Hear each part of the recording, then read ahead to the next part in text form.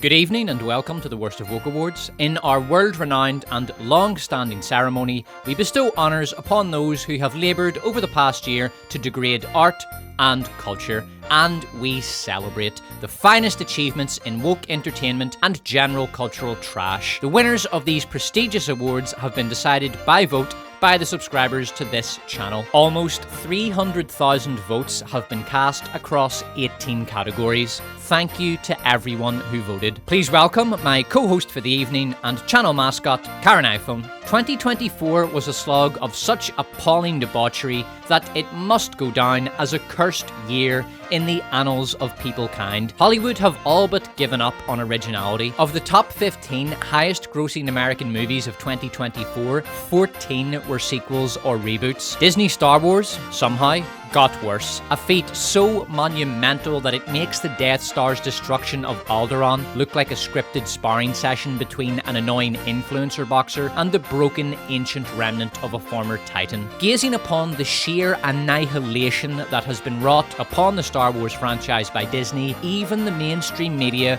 were compelled to ask the same question that the fans have been asking since The Last Jedi. What have you done? In other news, P. Diddy became a world record holder as the owner of the world's largest private collection of baby oil, a record confirmed by federal authorities. Worst of Woke alum Rachel Zegler proved all the haters and chuds who dunked on her in 2023 completely correct. The star of recent box office bomb Y2K posted an Instagram message in which she expressed her hope of endless suffering for all those who voted for or support President Trump. Shortly after Zegler's declaration of eternal enmity towards 77 million of her fellow Americans, the trailer for Snow White and the 7 CGI Abominations became the most heavily ratioed movie trailer in YouTube history. As of the writing of this piece, the trailer has 35,000 likes to 881,000 dislikes, a 96% dislike ratio. The eagerly anticipated death of the Disney live-action plagiarism is at hand, and we look forward to the funeral pyre of this godforsaken movie genre that will be Snow White and the 7 CGI Abominations. She's not going to be dreaming about true love, she's dreaming...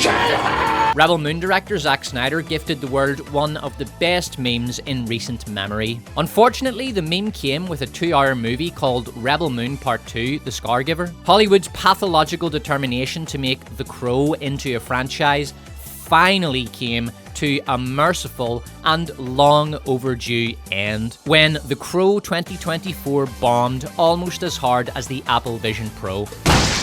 Oh, let's go! That's class!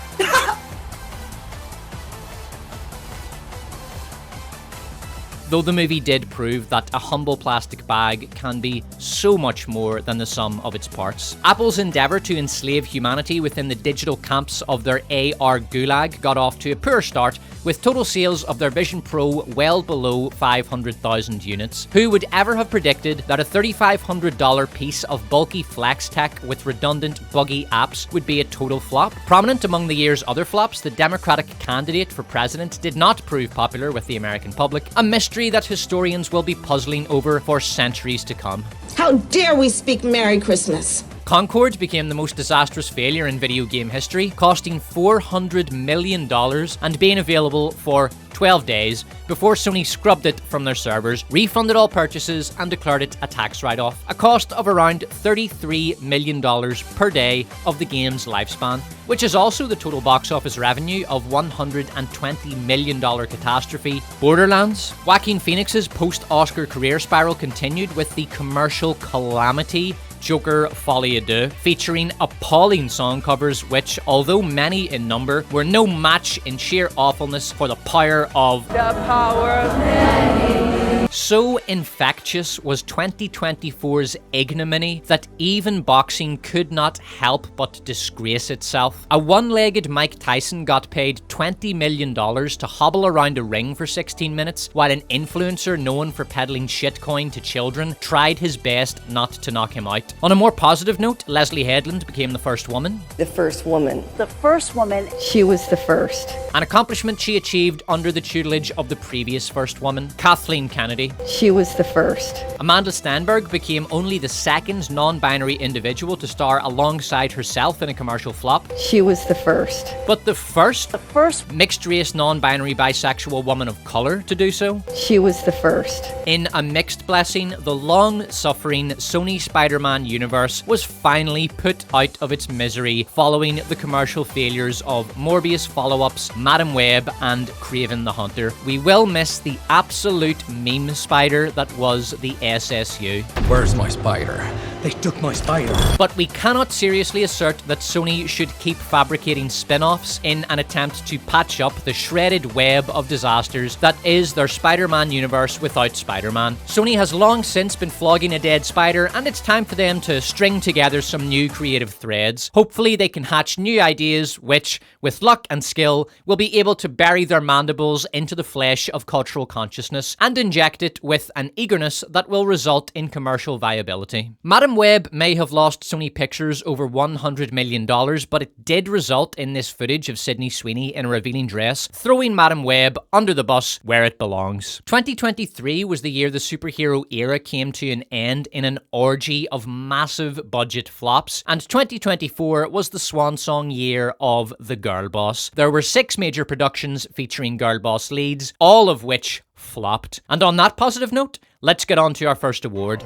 Best Cancellation. The nominees are The Acolyte. In a testament to the completeness of The Acolyte's failure, anyone seeking to criticize it need do no more than describe the story events and characters. The Acolyte contains a coven of lesbian space witches who perform orgastic chants in which they celebrate the power of their communist collective, an obese Jedi, 2 twins separated at the age of 8 and raised on different planets who have the same haircut and the same accent, a character who shows up over a century before his birth, a legendary Sith Lord, Darth Plagueis, who is only revealed at the end of the final episode in the laziest attempt at sequel bait in history, and who presumably spent the entire season just hanging around in a cave on Craggy Island. What are you doing? What are you doing? Nothing. Me? Just hanging around. And most pathetically, a housebroken wimp named Mog, who, as a symbol of his enslavement to the tyrant Karen Green from HR, is made to pull his pants up to just under his armpits like some harmless old fart that just wandered out of an old folks' home. Mog's martyrdom at the cruel hands of Karen Green from HR has not yet received due recognition. Notice how Karen Green from HR greets Mog in this scene. She does not say, "Good day, my dear Mog," or "Mog, what news, my friend?" or even, "Hello, Mog, how are you?" She says, "What is it, Mog?" There are no words appropriate for the censure of such ignominious behaviour. Even Darth Vader, who slaughtered underlings who did not perform to expectation, never stooped so low as to disregard common manners. Apology accepted, Captain Nida. We honour Mog for his martyrdom and look forward to the Despot's Season 2 treatment, in which Mog rises up against his oppressor and places the top of his trousers at his beltline. Our next nominee, Halo. I'm not going to pretend that I watched Halo, nor do I know personally or even know of anyone who did. There are rumours, of course, old tales from the distant reaches of the galaxy of captured human soldiers driven mad in the torture chambers of the Covenant by endlessly looping replays of Halo Seasons 1 and 2, of men who begged for death even after their liberation, though some did apparently begin to recover their will to live when informed that the Halo series had been cancelled. There are even those who believe that the Halo TV series was intended as a torture device, commissioned from Amazon by the Covenant, and that Jeff Bezos is in league with the Covenant. Of course, for legal purposes, we cannot state these claims as fact. Our next nominee, Velma. Velma is yesterday's garbage, so we will dedicate as little attention to it as possible. The epitome of the How do you do, fellow kids? meme, written by aging, out-of-touch losers desperate to have their diseased notions about race, sexuality, and society validated by a younger generation. Velma presented itself as edgy, but its social commentary and nominal humour stayed well within safe, establishment-prescribed boundaries. The targets of the show's vitriol were men, white people, geeks, and Christians, the most maligned groups in the West, and the only groups that the establishment permits mockery of. Velma was probably the most cowardly show ever made. Season 2 was like a flushed turd that tried and failed to crawl out of the sewers of cultural memory in an attempt to stink the place up again. Warner knew how bad Velma was and limited their marketing of Season 2 to a single trailer released the day before all 10 episodes of that malignant tumor were dumped unceremoniously onto the Max streaming service, where absolutely no one watched it. Velma was officially cancelled the day after the final episode aired.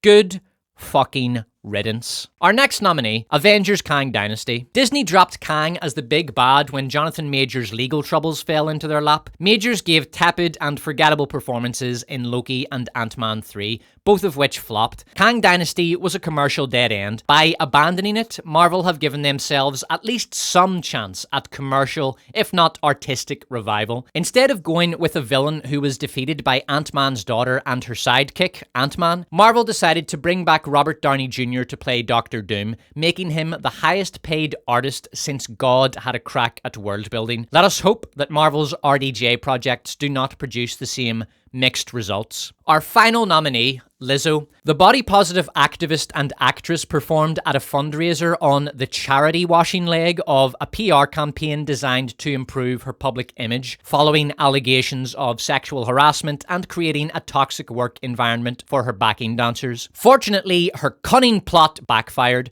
The internet torched Lizzo for using a charitable cause as a human shield to deflect criticism of her disgusting behaviour toward her poorly paid staff. In response, Lizzo played the victim card. She pulled a narrative out of her elephantine ass that she was being targeted by bullies online because she's fat, and ran with it. Probably the first time in her life she's done any running. In her online statement, she wrote, "I'm getting tired of putting up with being dragged by everyone in my life and on the internet. I didn't sign up for this. I quit." Lizzo says she's quitting to focus on herself. That sounds like a really hard retirement, because there's so much of herself to focus on. Unfortunately, Lizzo's self-cancellation lasted only 24 hours before she announced her triumphant return to the world of acting, bullying, pro-diabetes activism, and whatever else it is she's famous for. Lizzo's statement started with, "I'm tired of being dragged by everyone in my life and on the internet." What did she expect? Of course people are going to drag her. It's not like they can carry her. In accordance with long-cherished tradition, the first award will be presented by Karen iPhone. With 62% of the vote, the award for best cancellation goes to The Acolyte. Our next category is a new award, Biggest Disappointment. The general standard of movies and series has degraded to such a low standard that the viewing public expects big budget productions to be trash. Becoming deeply invested in an on-screen story in current year is about as common as an enlightening comment from a celebrity. So when a cherished story is torn to shreds before the same eyes that once beheld it with rapture, the pain cuts deep. The following are the productions that either failed to live up to expectations or fell from the tightrope of quality into the abyss of slop. Our nominees for Biggest Disappointment are Arcane Season 2. Arcane Season 1 was a masterpiece. Story, characterization, pacing, dialogue, animation, and most importantly, our beloved Silco were all magnificent. Season 2 was a lot of plot, a lot of musical montages as a cheat code to speed up plot development. Victor turns into evil Jesus and attempts to create Huxley's Brave New World by turning humanity into a uniform horde of harmless consumers devoid of agency, a goal he has in common with Apple. Jinx is good now. I'm good.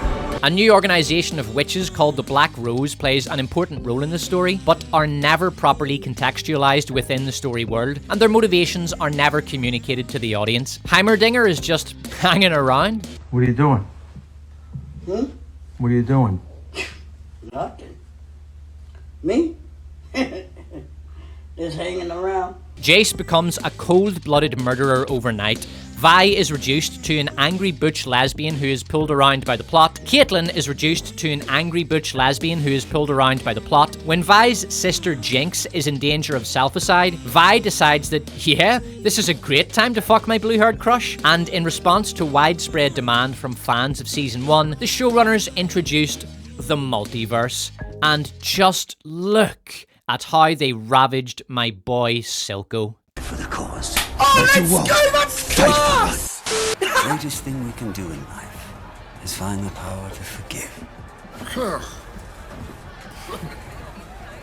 And finally, somehow Vander returned. Don't touch my daughter.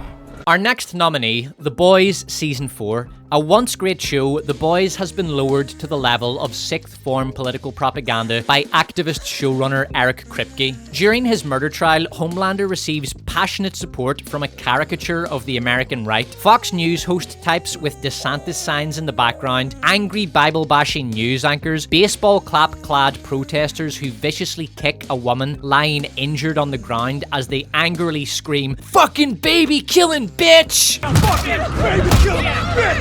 The Boys Season 4 does not go in for subtlety. I'm not wearing some vaguely racist supersuit in front of a bunch of clapping seals. Plus, I'm a black woman who is 1,000 times smarter than you. Your ego can't handle it. Hollywood's trained people to fall in love with white boy lone saviors, so America will want to fall in love with Ryan. Ain't you a little mouthy one? Appreciate the subtextual racism there. Well, that's why you and me are gonna prove to them that even with a soft on crime fucking libtard for a president, it's good business as usual.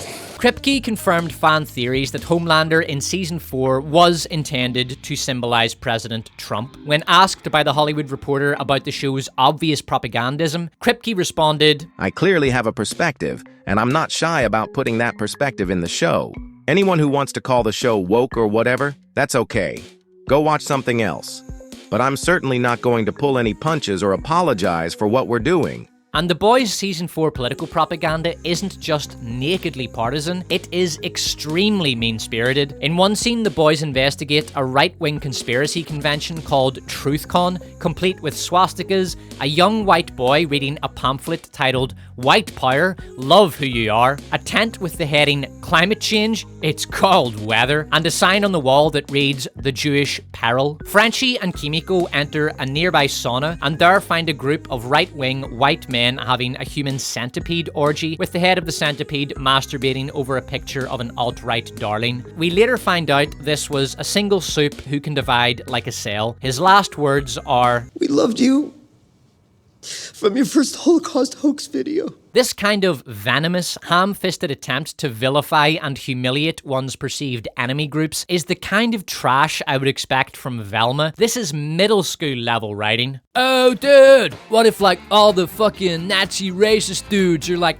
eating each other's ass in a sauna? Oh dude, and like the guy at the front is jacking off over a picture of the racist chick. Oh dude, and then we find out it was actually one dude, but then he can like divide like a cell so he could eat his own ass. Oh bro, that's great. Eric Kripke ruined a good show and alienated much of its audience because he wanted to bask in the clapter of his fashionable social set, and one imagines because he wanted his cut of the clout from Trump's upcoming defeat in the November election. How'd that go for you, by the way, Eric? Somewhere in The Boys Season 4, there is a compelling, entertaining show with an excellent cast of characters and great actors, but that show gets lost in the miasma of political propaganda, boring subplots, an insufferable diversity insert giving sophomoric mini-lectures on race, a dramatically sterile gay romance, garish political strawmanning, and lazy, clout-hungry messaging. Our next nominee, House of the Dragon Season 2. The plot of Hot D2 is as follows. People sit in rooms and talk. Daemon starts wandering aimlessly around Harrenhal. Women bemoan the evil ways of men. A child is murdered. A small battle takes place. Daemon wanders aimlessly around Harrenhal. There are some dragons. More talking, but this time without Otto Hightower, the best character in the show by far. Daemon wanders aimlessly around Harrenhal. Yet more talking, dragons, Daemon wanders aimlessly around Harrenhal. We learn that Aemond has torched a town, killing thousands of civilians, but the showrunners did not dare show this on screen for fear of conjuring memories of the season of television that cannot be named. Daemon wanders aimlessly around Harrenhal. Alicent agrees to have her own son Aegon murdered after entering into a conspiracy with Rhaenyra. Alicent wife of the former king and mother of the present king, started a civil war and seized the throne, but she does not even consider the possibility that Rhaenyra will also kill her once Aegon is dead. Or perhaps she did consider this danger, but decided that Rhaenyra and Daemon will let her live because trust me bro, Daemon stops wandering aimlessly around Harrenhal and bends the knee to Rhaenyra. And then the show ends. Maestro Salieri, did you have anything you wanted to say? Do you know you didn't even give them a good bang at the end to let them know when to clap? When I reviewed Rings of Power Season 1, one of my major criticisms was that in over 8 hours of fantasy war series, there was one short battle, which was really more of a glorified skirmish. House of Dragon has, in 2 seasons and 18 fucking hours of runtime, presented its audience with one battle. The siege of a small fort, the outcome of which, while important, is far from decisive. Not to sound like a gore-hungry Philistine, but that is unacceptable. When I started watching Hot D2, I was invested. By the halfway point, I was bored, and by the end of the season, I was done with House of Dragon and the entire Game of Thrones franchise. Our final nominee, Gladiator 2 Control CV. Before we get to the details of Ridley Scott's plagiarism of Ridley Scott, we at the Worst of Woke Awards would like to take this opportunity to offer our official endorsement of Dondas, one of the Mad Emperor's pet monkeys, as the next leader of the United Kingdom, whose enlightened consulship will liberate us from the present regime. Hail Dondas! Hail Dondas! Control Saviator was a copy and paste of Gladiator with a subplot featuring Denzalidus trying to seize the throne thrown in. The main protagonist, Minimus, starts out expressing a desire to sacrifice Roman soldiers to his gods, then gets his wife killed, blames General Pedro for her death and vows revenge, then doesn't take revenge when the opportunity arises because I'm good. Then Minimus decides he loves Rome after all and doesn't want to sacrifice their soldiers to his gods anymore. Minimus defeats Denzalidus in single combat and proclaims himself emperor because he's Emperor Palpatine's long-lost granddaughter. The 2 armies that surround Minimus are so shocked by his brilliant tactic of seizing power by claiming to be the true emperor that they have no choice but to adhere to his absolute rule over them. The Senate, having examined Minimus's claim to the imperial throne in detail, determine that he is indeed the rightful heir to the empire on the basis of his invocation of the sacred writ of Trust Me Bro. The winner of biggest disappointment is Gladiator 2.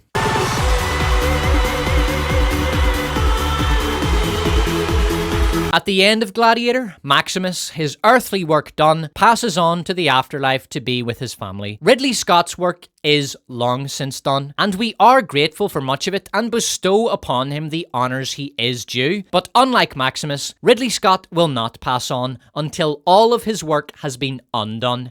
In the words of Napoleon, "You think you're so great because you have boats!" Sir Ridley, for the love of Jupiter, retire. Our next award is Most Deserved Flop. The nominees are The Crow 2024. The Crow chronicles the inspiring romance of Junkie Layabout and her sentient dildo Bill as they build a life together as degenerate junkies, but their fairyland love story is brought to a tragic end when a group of thugs acting on behalf of generic villain demonstrate the importance of reusing your plastic bags. Recycling is when we take old trash and make it into something new. That's where the magic happens. Junkie Layabout's dildo goes to an abandoned train station, which is the best this movie could come up with when depicting purgatory. He agrees to enter eternal damnation so that Junkie Layabout can be returned to life, but before Bill can exact revenge, he decides to take a side gig as a rent boy. So he dresses up in the latest gimp fashion, dolls himself up a bit, and takes a stroll through the gay district in order to attract some customers. Then he murders a bunch of private security guards, interrupts an opera for no identifiable reason, then, his earthly work done, decides to stay on in purgatory as resident rent boy. Probably not the career his parents had in mind for him, but sometimes a man gets over enthusiastic about his side hustle. Tell me you want me. Please God, tell me you want me. Yeah, I do. What does the plastic bag used to murder Junkie Layabout and Top Gun have in common? What? Karen iPhone? That is a bizarre question. What's the difference between the gay black Doctor Who and the plastic bag? One breaks down in seconds and the other takes thousands of years to break down. Karen iPhone, no harm, love, but that joke hit about as hard as a cotton candy sledgehammer. Let's just get on to our next nominee. What did the detective say when he saw the plastic bag on Junkie Layabout's head? What do you mean the bag was repurposed as a murder weapon? It's still just being used to hold trash. Our next nominee, The Acolyte. I want to ask you both because this is, I would say, arguably the gayest Star Wars, I think, by a considerable margin. And are you excited about that? Are you embracing yourself? Star Wars. Not the Our next nominee, Joker Folie à Deux. The world needed a jukebox musical courtroom drama comic book sequel to 2019's Joker about as much as Gal Gadot needs beauty advice from Rachel Zegler. The world needed to see Arthur fuck Lady Gaga in a dank cell, coming in her after 18 seconds, only slightly less than it needed to see an on-screen romance between Martin Freeman and Jenna Ortega. Arthur didn't know what clothes to wear to his premature ejaculation support group, so he just came in his pants. Joker 2's script is like the result of a first-year film studies student writing a screenplay with his 6-year-old brother. Arthur completes his psychological arc by abandoning the self-perpetuation of his shadow self, confessing his inner emptiness and vainglory to the onlooking camera, a symbol of the cinema screen itself. In this moment, Arthur speaks not only to the jury, but to the very audience witnessing this monumental confession. And then the courtroom blows up, and some guy throws Arthur in a car, and he runs away, and then Lady Gaga breaks up with him, and then some guy stabs him, and then he dies. Why did Lady Gaga break up with Arthur? Because he came on too fast. Joker 2 must go down in infamy as the laziest pile of audio-visual trash ever to run a price tag of $200 million. And we haven't even discussed the music. But more on that later in the show. Since Joker 2 is a jukebox musical, it should have contained the 1970 hit song, Easy Come Easy Go. Our final nominee, The American Society of Magical Negroes. The title of this atrocious little turd of a movie should suffice as evidence of its awfulness, but just so our viewers are left in no doubt as to how bad this abhorrence actually is, Karen iPhone has prepared a short presentation. You know, these white folks looking at you crazy, that doesn't bother you? It's no big deal. It's a goddamn menace. Aaron, what's the most dangerous animal on the planet? Sharks. White people. White people feeling uncomfortable precedes a lot of bad stuff for us. White cop sees a black man, feels uncomfortable, another shooting. Why are you so nice? Because I'm friendly. Because white people will kill you. White discomfort is your nemesis, Aaron. Stop running from it and start listening to it. This bollocks was gone from theaters 3 weeks after release. On an estimated budget of $15 million, it made $2.5 million. A well-deserved public humiliation for the writer, director, and producer of Magical Negroes, Kobe Levy. Magical Negroes has a lot in common with Bros. Both movies were intersectional propaganda box office bombs created by a delusional, identity politics-obsessed, narcissistic idiot who entered middle age and embittered failure. Both movies even contain trauma dump monologues. In Bros, Billy Eichner whinges about how a homophobic world has held him back, denied him his due, and failed to appreciate his genius. In Magical Negroes, Levy uses his protagonist as a mouthpiece to whinge about how a racist America has held him back, denied him his due, and filled him with immortal terror throughout his every living moment. Both movies contain scenes which demonstrated truly mind-boggling levels of self-delusion. Kobe Levy was so convinced that his racist diatribe would be a hit that he included a sequel-bait ending threatening a follow-up titled The Society of Supportive Wives and Girlfriends. Bros contained a scene of Billy Eichner being fucked in the ass, his moans of pleasure audible as his partner's erect penis enters his fecal tract, and Eichner called anyone who didn't want to pay money to watch that homophobic. And both movies were the beginning, and if there is a shred of justice in this world, the end of their creators' filmmaking career. The winner of most deserved flop is Joker Folie à Deux. In the Worst of Woke Awards most deserved flop category, I'm not surprised that Joker 2 came first. Karen iPhone, roll the intro for the next category. I want you to fuck me. sure? Karen iPhone, this isn't really what I had in mind. Look, just turn it off. Turn it off. Karen iPhone, for fuck's sake, turn it off! Coming first among our nominees for Worst Screen Couple, Joaquin Phoenix and Lady Gaga. Our next nominee, P. Diddy and an industrial air conditioner for their performance in the P. Diddy apology video. I take full responsibility for my actions in that video. I'm disgusted.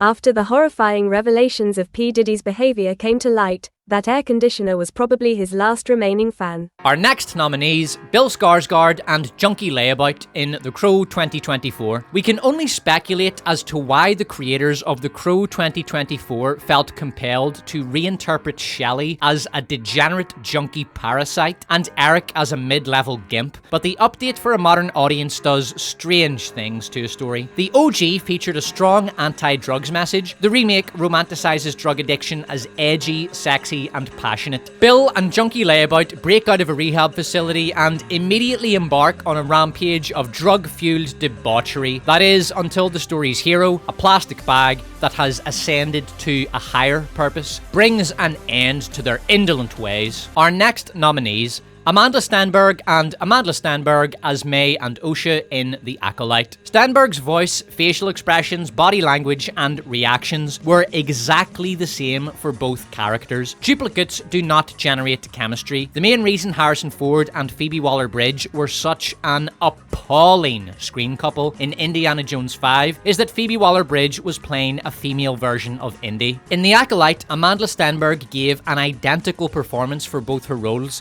despite her two characters being raised in completely different environments from the age of 8. When the twins were on screen together, the only way to tell them apart was their clothing, and their relationship came off as flat and forced. And Amanda Stenberg was dreadful in both roles. Here is Amanda reacting to the realization that her long-lost sister is alive. Here is Amanda thinking about murdering a man in cold blood. Here is Amanda seeing a group of Jedi mercilessly slaughtered. Here is Amanda after hearing that her Jedi Master has been lying to her for a decade. Here is a chart showing the approximate acting range of Amanda Stenberg. And here is Amanda trying to act outside of her range. My sister is dead!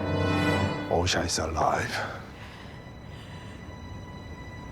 You lie! And here is Two Girls, One Product Placement, the second worst fight of 2024, and an advertisement for the proposed 28th Amendment to the US Constitution, the abolition of female-only fight scenes in audio-visual media. Pairing a woman who cannot act with herself in two leading roles was a blunder of such monumental incompetence that it could only have been committed by a director as bad as Leslie Headland. And since there is only one director as bad as Leslie Headland, it is unsurprising that this mistake was committed by Leslie Headland. Amanda Stenberg's on-screen coupling with herself was a low point in the worst streaming series yet made. She was so bad that she made the plurality of individuals known as Ezra Miller look good. At least when Miller performed as the Flash and the Flash in The Flash, the performances convincingly depicted two very different personalities. Our next nominees come to us in the form of the worst fight of 2024, which is also an advertisement for the 30th Amendment to the US Constitution, the abolition of Jake Paul. Our final nominated worst screen couple, Jake Paul and Mike Tyson, performing as themselves in their nominal fight. I only watched a few minutes of this sad spectacle before literally turning away in utter disgust. The great Terence Crawford summed up the debacle well when he tweeted, "I love Mike Tyson, but they're giving him too much credit. He looked like trash. To train that long and only throw 97 punches the whole fight is crazy.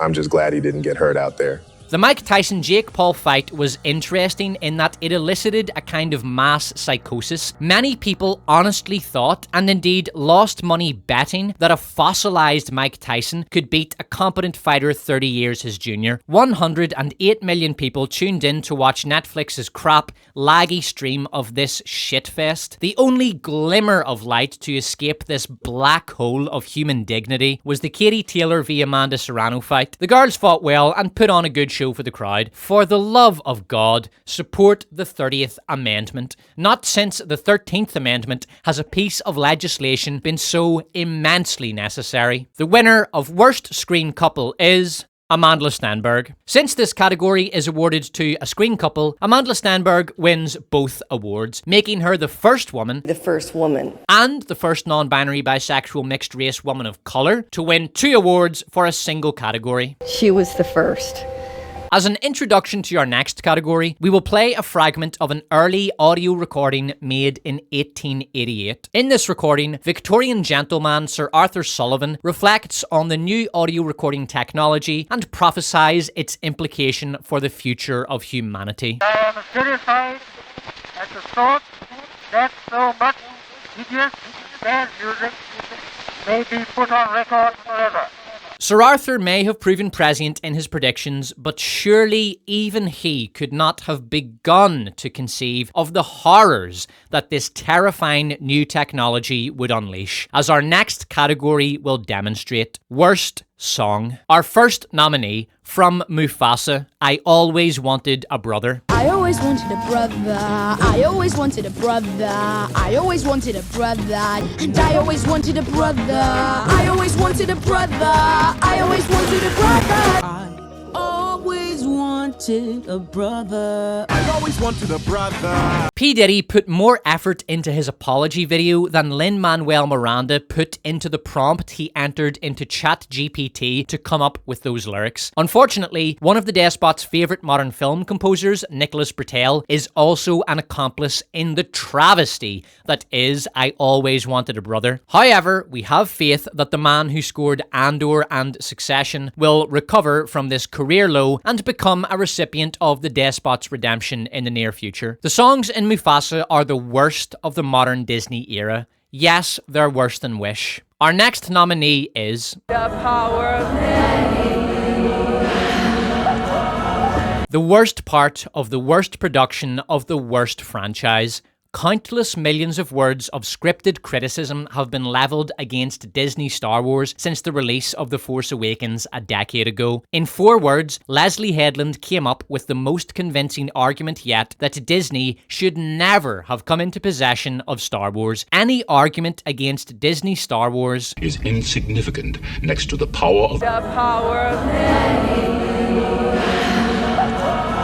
Our next nominee, Discourse by Amandla Stenberg. The desperation of the presses is rising, and now they holding on to any old thing they can use. Following the absolute savaging the Acolyte received from critics and audiences, Amandla created her diss track to label anyone who didn't like the Acolyte as racist. Presumably, this included the many black Star Wars fans who also despised the Acolyte. The half-white actress with a Danish millionaire daddy rapped aggressively about how her people have been horribly oppressed by the white man for centuries. Given Amandla's mostly European heritage, we are not sure if Discourse was an apology by Amandla on behalf of her fellow Europeans or an attack upon them. The vocal mix in Discourse is so bad that Karen iPhone is just going to read out Amandla's lyrics. But before she does, here is some information about Amandla Stenberg. She is from an ultra-wealthy family. She received a private education. She has been working for Disney since she was 11, a relationship secured through her rich daddy's connections.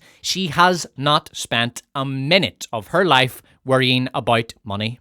Police murdering a black boy. My people cried in theaters finding release white. People cried they could see us as human beings, but I'm sick and fucking tired of suppressing my rage. 400 years of taking their bullshit. Discourse received a dislike ratio of 96%. Our next nominee, every song in Joker 2. For once I can say this is mine, you can't take it.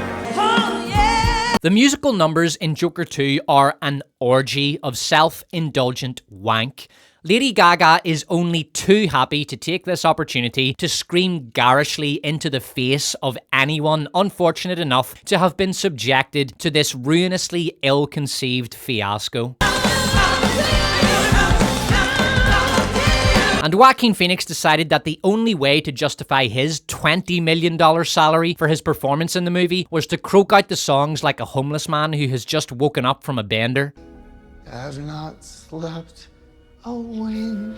The shoddy singing in Joker 2 was a misguided attempt to depict mental anguish through musical degradation. This technique, off-note singing, is nothing new and has been used in stage musicals for decades. However, when off-note singing is used in musicals, it is used rarely and selectively. Like two morons who stumble across a rounded rock and think they have discovered the wheel, Todd Phillips and Joaquin Phoenix blundered into the idea of off-note singing, thought they'd hit upon a new and exciting idea, and proceeded to massively overuse the technique, turning Joker 2 into an unlistenable farce. Our next nominee, We're the Dustborn from the video game Dustborn. We're the Dustborn, this bug is airborne. We're the newborn, outside is newborn. This travesty features the lyrics, "We look just like you, we're nothing like you, your past do, we will eclipse you, we're the aliens. We're the refugees, we walk among you, we're right behind you, your time is past, your kind won't last." The lyrics depict an army of outsiders that has infiltrated a hated enemy, is hiding in plain sight, and is waiting for the moment to strike and thus commence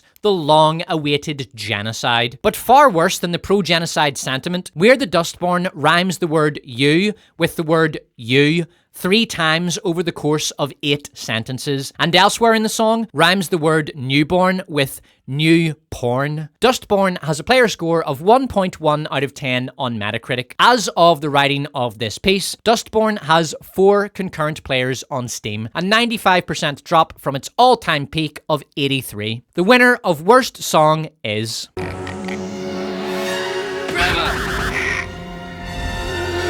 power of one. The power of two. The power of many.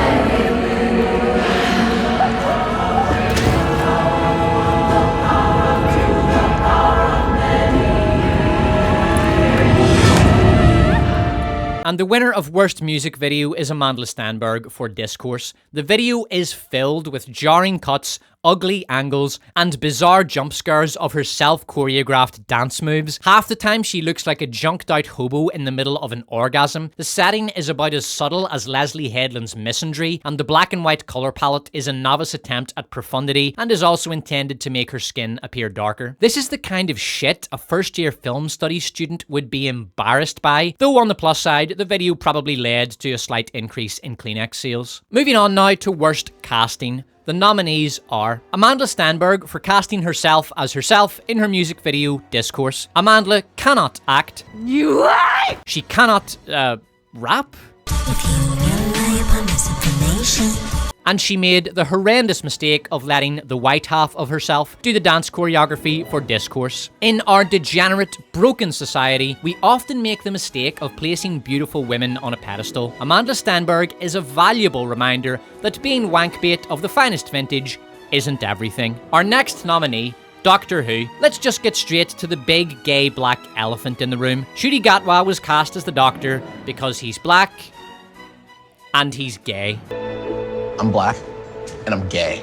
And when you grow up African American and gay, you're taught there's a different set of rules that you're gonna always have to play by. Indeed, Mr. Reflection. And it seems that one of those rules is that you can rely on Russell T Davies to cast you as Doctor Who. Davies cast Gatwa as part of his scheme to turn Doctor Who into an LGBTQ showcase that would bring in a hipper, modern audience, and more importantly, to spite Doctor Who fans who universally rejected Jodie Whittaker's appalling stewardship of the role of the Doctor. Gatwa was awful. A dancing, prancing buffoon who overemphasizes every third word and constantly cries. He also brought absolutely none of the gravitas of previous Doctors to the role. Davies also cast some Ponce to play the role of Maestro, a villain who steals music as a means of destroying the world. Music Maestro, please! Some Ponce was atrocious in the role. This pound shop gimp attempted a convincing performance as a villain by screaming, shouting, and making loud, annoying faces.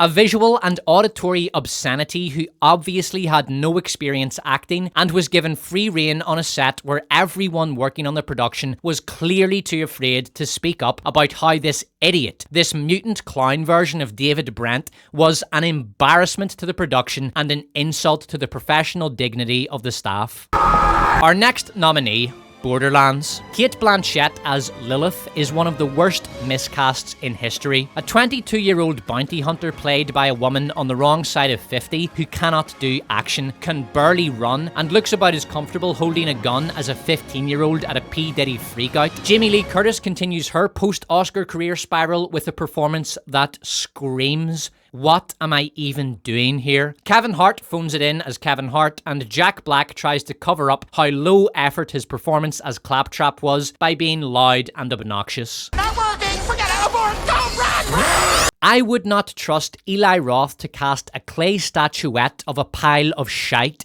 intended to symbolise his directing career. Our final nominee, Rings of Power. Let this stand as a testament to what a lamentable year we have just endured. I got 6,415 words into this script before I even mentioned Rings of Power. I could lament the casting of a woman who does not possess the physical strength necessary to go shoplifting as an invincible girl boss. I could criticise the casting of a college enrollment brochure to play the elves, or that guy who played Gil Galad as Gil Galad, but fuck it, I can't with this fucking show. I am so bored of Rings of Power that I didn't even bother reviewing season 2. So instead of all that, let us take a moment of silence to remember the innocent cave troll Robert Paulson, brutally murdered in a home invasion by the villain Galadriel. His name is Robert Paulson. His name is Robert Paulson. His name is Robert Paulson. His name is Robert Paulson. His name is Robert Paulson. His name is Robert Paulson. The winner of Worst Casting is Borderlands. Our next category, Worst Production That Is Animated. Our first nominee, Megamind vs. the Doom Syndicate. A disgustingly lazy sequel that insults the legacy of its predecessor. Animation that would be bad for afternoon children's TV. Shamelessly obvious plot holes. A boring non sequitur plot and cheesy low-effort jokes. I got all that from the 20 minutes I spent suffering through this disgrace. Kids deserve better. Our next nominee, Tomb Raider: The Legend of Lara Croft. A tedious, bog-standard update for a modern audience. Lara is now a dumpy lesbian aided by a fruitcake in human form and an ethnically diverse, body-positive, non-threatening male friend. Lara's curves have been replaced with butch muscles, her chest flattened, her iconic silhouette melted into a blocky, amorphous blob, whose proportions vary wildly depending on how much the animators had to drink the previous night. Her outfits are lame and sexless, and she never even so much as looks sideways at a man. She also briefly teams up with a French lesbian with a side shave who accuses Lara's archaeologist father of being a thief who stole cultural treasure from native peoples. The script heavily implies that Side Shave and Lara were lovers with all the subtlety of a Some Ponce performance. The plot is a generic MacGuffin chase. The villain is an evil white man. I can't remember how the series ended and don't care. The showrunner of Tomb Raider: The Legend of Lara Croft looks like this. Just another example of a spiteful feminist taking an opportunity to attack femininity and use an established IP to push her own deranged ideology. Here are real lines of dialogue from Tomb Raider: The Legend of Lara Croft. I don't need your help, Jonah. We all need help, Lara. It's better to go it alone. You keep at this pace, you just might, little bird. I think we got off on the wrong foot, Miss Croft. You mean you stealing from me, or you trying to kill me? Power can build leaders, inspire generations, defeat fascists. We are the same, Miss Croft. There has to be more beyond the grief. This can't be all there is. Aren't you sick and tired of being sick and tired? Netflix, stop hiring ChatGPT to write your dialogue. It's shit. Our next nominee, Velma Season 2. The second season of the universally despised Velma made all the same mistakes the first season made. Played out meta-humor, boring diversity insert characters, how do you do, fellow kids? Observational commentary, attempting to deconstruct tropes that are either decades old or never existed, and an incoherent, non sequitur plot full of tedious subplots. In the first episode, the series establishes itself as a murder mystery. The main plot is the hunt for the serial killer, but at some point in episode 2, the show forgets it's a murder mystery and the characters wander off on random side quests. Then in the last episode, the show remembers it's a murder mystery and resorts to a dizzying stream of massive exposition dumps to compensate for the lack of plot development. The only good thing Velma Season 2 did was kill Velma, but they ruined her death by somehow Palpatine returning her in the Velma Halloween special.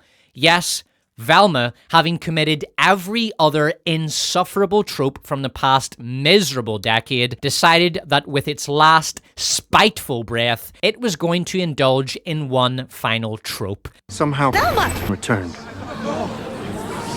Our final nominee, Mufasa, an origin story no one wanted, filled with generic cardboard cutouts in place of characters, infested with some of the worst music human ears have ever been forced to endure. A spin-off of a genre that has rightfully come to be the most despised in cinema history, the Disney live-action remake. In addition to criticizing Mufasa as an egregious waste of resources, we also want to take this opportunity to rectify an injustice committed by Disney. At the start of Mufasa, Disney offered a dedication of the film to the late, great James Earl Jones, voice of Mufasa in The Lion King, and most famously, Darth Vader. This desecration will not be allowed to stand.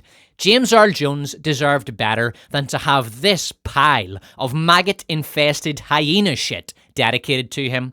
Therefore, I, the Despot, by the powers vested in me by the subscribers to this channel, officially rescind Disney's dedication of Mufasa to the memory of James Earl Jones. The winner of Worst Production That Is Animated, with 55% of the vote, is Velma Season 2. Congratulations to Mindy Kaling on Velma's 5th and final Worst of Woke award. Now let us leave this squalid turd of a show to rot in the sewers of history where it belongs. We move on now to the Despot's pardon, an official pardon that is granted by the Despot for a particularly impressive performance in an otherwise awful production. The nominees are Manny Jacinto and Lee Jung-jae for their performances as Kylo Rentboy and Qui-Gon Jinn in The Acolyte.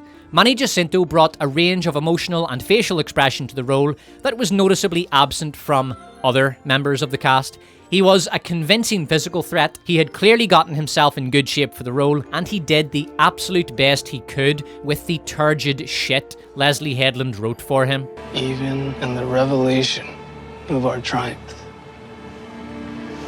you see the depth of our despair. Lee Jung-jae took a crash course in English to prepare for the role and worked with 2 dialect coaches to help him with pronunciation. He was the closest The Acolyte came to presenting the audience with a likeable character. This had nothing to do with Leslie Headland's script and everything to do with Lee Jung-jae's performance. Manny Jacinto and Lee Jung-jae also provided the highlight of the series, going head to head in the best lightsaber duel Disney has yet produced. Though Leslie Headland did her best to ruin this impressive fight by intercutting it with footage of 2 girls, 1 product placement. Our next nominee, plastic bag used to suffocate junkie layabout in The Crow 2024. This unasked for, unwanted, and unwelcome remake was a swamp of misery from start to finish. But amidst the detritus, there emerged an unlikely hero that provided the only brief respite in the entire movie. A breath of fresh air amid a suffocating miasma of soulless tedium.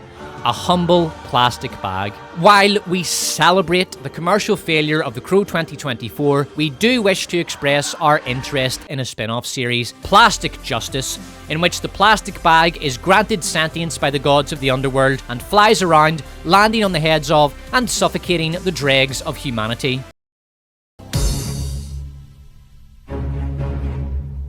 This fall, get ready to take out the trash. The world needed a hero. If I'm ever hard to love. Instead, if I left you, I'd already be dead. It got a plastic bag. Try to love me harder. The New York Times calls it breathtaking. The Washington Post writes, it grabs hold of you and pulls you in. It's the hero we didn't know we needed. Plastic Justice. How do you stop a junkie layabout from suffocating to death in a plastic bag? Shoot her in the head. Our next nominee, the Velma animators. While the animation style is nothing new or interesting, the jump in animation quality from Season 1 to Season 2 was impressive. The quality of the animation in Velma Season 2 is just one example of the immense talent that has been wasted by a corrupt Hollywood establishment far more interested in social engineering and DEI than in creating compelling art and entertainment. Our final nominee, Tim Dillon, who was an extra in Joker 2 and later had this to say about the movie. I was in Joker 2, which just came out. It's the worst film that has ever been made. So bad. It's the worst film it's actually not so bad. It's the worst film ever made. The winner of the Despot's pardon is Plastic Bag Used to Suffocate Junkie Layabout in The Crow 2024. Congratulations, Plastic Bag. You are officially pardoned for your participation in The Crow 2024, and in recognition of the benefit you have brought to humanity, henceforth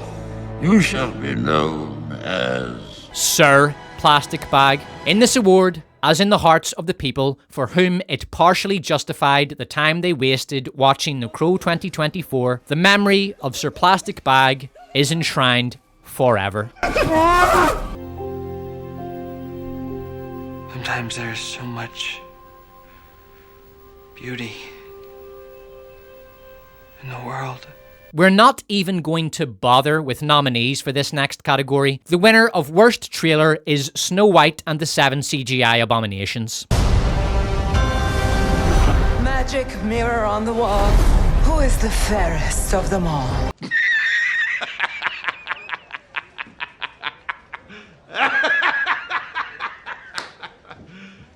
You serious? This award was decided by YouTube dislike ratio. SW7CA had a dislike ratio of 96%. The only other trailer that came close was the American Society of Magical Negroes, which had a 91% dislike ratio. The Despot here confesses that I cannot outdo the comment section of Snow White and the 7 CGI Abominations in describing the depth of depravity to which Disney has sank with their green screen live-action CGI plagiarism of Walt Disney's masterpiece. Thus, we here present the best of Snow White and the 7 CGI Abominations trailer comments section. Karen iPhone, hit it. Wow. Disney. You truly are incredible. It took you 3 years, multiple rewrites, unnecessary CGI, and $270 million just for me to enjoy a comment section of a movie I will never watch. Bless you. The names of the 7 dwarfs are pixelated, blurry, glitchy, badly rendered, fakey, unpolished, and unconvincing. We thankfully have the technology nowadays to make the animation look worse than the original from 1937. 1. Stop the video at 000. 2. Enjoy the comments section. Rachel Zegler, Snow White is not going to be saved by the prince. The prince. Good, because I'm here for your stepmother. Mirror, mirror on the wall, who is the bravest of them all? Disney for not locking the comment section. At this point, the comment section is the real magic mirror. No one has ever rooted for a poison apple until this movie. Go Apple! Go! Congratulations to Snow White and the 7 CGI Abominations, the first movie to receive major awards in 2 consecutive award seasons, and the first to receive a major award prior to its release. She was the first. Now, I am a fair and just despot. As such, I have created this form within which the voice of the people may resound through the ages. But, as a despot, I retain the right and will exercise my prerogative to bestow awards as I see fit, without democratic mandate. Thus, we now move on to the Despot Awards section of this ceremony, after which we will return to the will of the people in the prestige categories. We begin with Worst Girl Boss. The nominees are Karen Green from HR from The Acolyte, a brave, stoic, imperious girl boss who takes no nonsense and tyrannizes her pet wimp Mog. Bryce Dallas Howard from Argyle, a girl boss so powerful that she can ignore the 70-odd pounds of excess weight she's carrying around and the ravages of middle age while she ice skates across spilled oil, wiping out an army of harmless, lobotomized multiplayer sims on easy mode. Kate Blanchett's Lilith from Borderlands, a sour-baked, perpetually bored-looking psychopath who murders random strangers for fun between shots of liquor. Despite the fact that she moves about as fluidly as Mike Tyson's right leg, she has somehow survived in the bounty hunting game into the ass end of her 50s. Galadriel from Rings of Power Season 2, she single-handedly forms a rearguard against an army of advancing orcs. She allows herself to be taken prisoner, then escapes with help from one of her simps. She battles Sauron and jumps off a cliff in a demonstration of her otherworldly bravery and determination. I'm telling you, I didn't do anything. I don't care.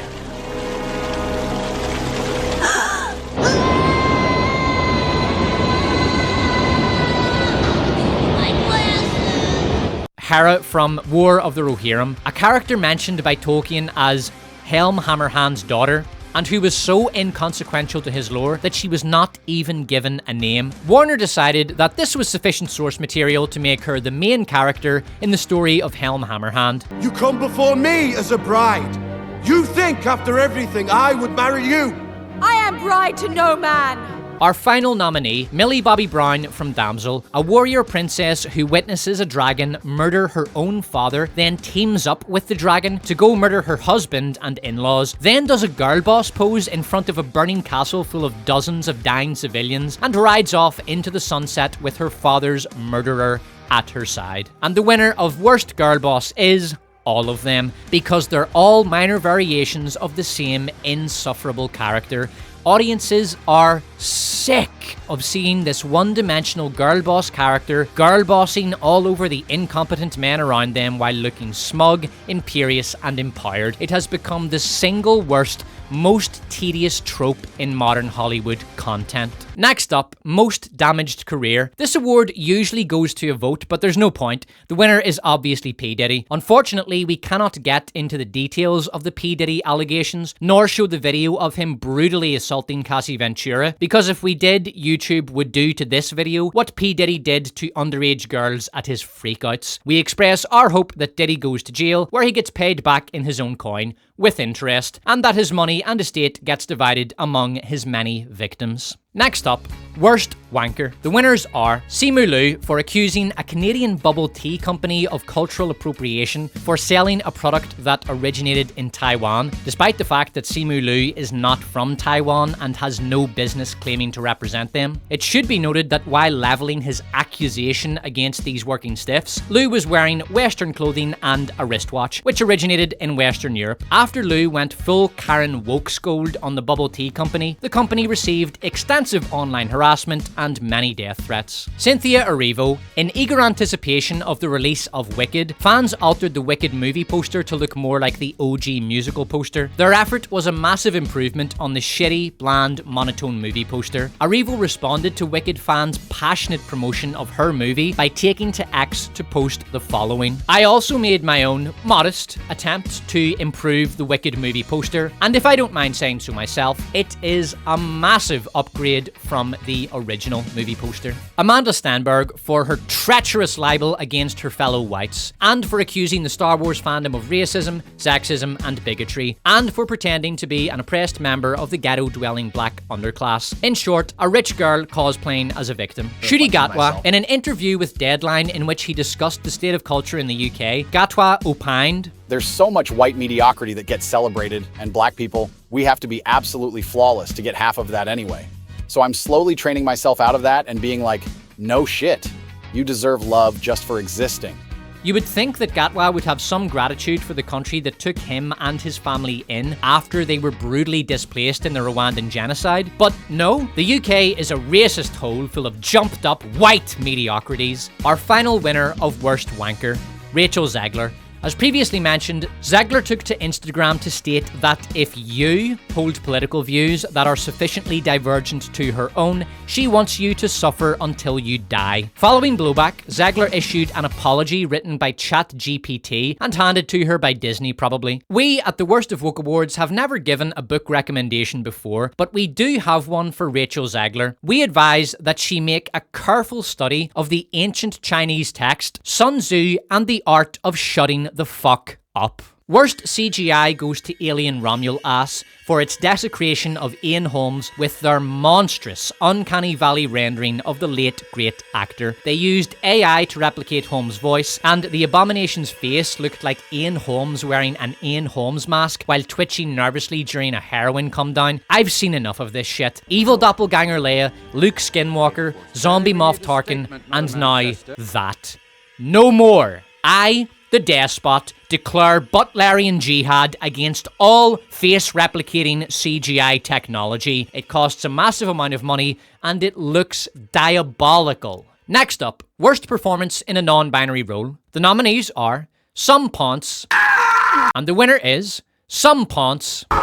Worst haircut goes to Brie Larson, a dark, wet splat that looks like a miniature venom has attached itself to her head and continuously screams out, "I need a 40-year-old white dude." We wish her the very best in this endeavour. Worst nepobaby goes to Damien Hurley. Yes, that's a man, allegedly. In 2024, the 22-year-old Hurley released his first movie, Strictly Confidential, starring his mother Elizabeth Hurley. He wrote and directed the movie himself. The plot is a boilerplate self-aside mystery involving lots of sex. The movie includes a lesbian sex scene between Liz Hurley and her female co-star. Yes, really. This guy directed his own mother in a lesbian sex scene in an attempt to get free publicity for his movie and kickstart his career as a filmmaker. What did Damien Hurley say to his girlfriend after they broke up? Let's just be mother and son. Strictly Confidential has When Damien Hurley told his mother he was into incest, she took it really hard. Yes, I'm sure she did, Karen iPhone. Thank you. Strictly Confidential has What did Damien Hurley say to his mother when she asked him what incest was? Don't talk with your mouth full. Strictly Confidential has an IMDb score of 2.8 out of 10, a Prime Video score of 2.8 out of 10, and 17% on Rotten Tomatoes. The movie was produced by Liz Hurley, but who distributed this incestuous vanity project? What Hollywood company would be so disreputable as to associate themselves with such vile trash? Lionsgate. The same company that brought you Borderlands and The Crow 2024. We hope to God we never see this guy at the Worst of Woke Awards again and are issuing him with an official reprimand for waiting this long to film his mother in a sex scene. He should have done it 30 years ago. Why did Elizabeth Hurley refuse to do reverse cowgirl in her sex scene in Strictly Confidential? Because you never turn your back on your family. Next up, the Despot's Redemption. This is the first time we'll have a real winner for this award. Why did Damien Hurley change his mother's stage name to Awesome? Because he wanted to brag to people that he was fucking awesome. Karen iPhone, I think you've told enough of those types of jokes.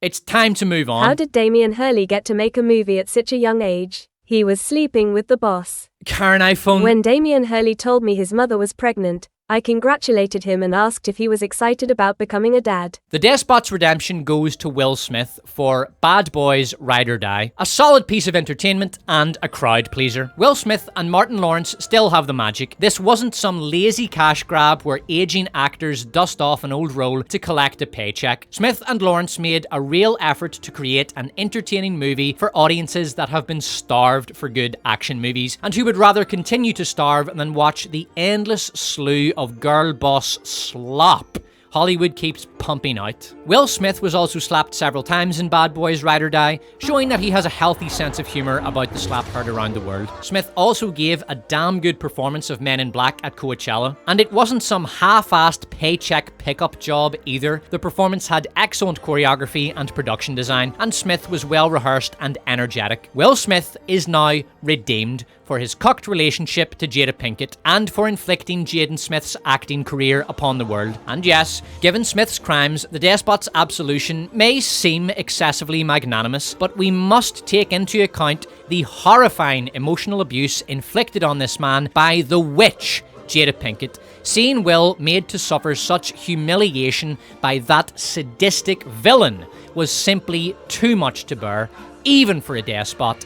We congratulate Will Smith on his redemption and encourage Jaden Smith to seek relationship advice from Damien Hurley. What did Damien Hurley say while he was losing his virginity? Karen iPhone, please don't. Look, mommy, I'm doing it. I'm doing it. Okay, that's enough. Stop. What's the difference between a joke and a homeless man's diseased cock? Really? Karen iPhone? Really? Jada Pinkett won't take a joke. Best spin-off goes to Avengers cast assembles to support Kamala Harris. Hi, you guys. Hi, Avengers. Hey, Scarlett. Jumping on the call. Whoa. I think you mean assembling. I said assembling. Don, that's pretty good. No, that was funny. This production was a massive step up from 2023's The Marvels, both in writing and production quality. Can we get some production, though? Jarvis? My name's not Jarvis, but whatever. Oh, yeah, that's right. The clip contained some banging one-liners. How about this? I'm just off the top of my head. I can do this all day. Shut up. I hate it. Okay. And the Despot approves of the Avengers' new political stance. Down with democracy. Down with democracy. As well as being a significant improvement on recent Marvel offerings, the 1.5 minute long clip contained experimental editing techniques and a welcome absence of green screen CGI. The overall aesthetic, abandoning cheesy, dated, cape shit visuals in favor of a more grounded setting, is exactly what Marvel needs going forward. We approve of this new low-budget approach Marvel is taking to their productions, and we have created our own contribution, which we offer to Marvel for free to encourage them to continue along the course set by Avengers cast assembles to support Kamala Harris.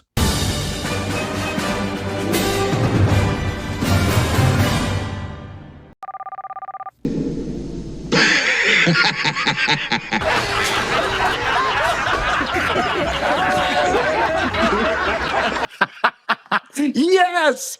All right, that was awesome.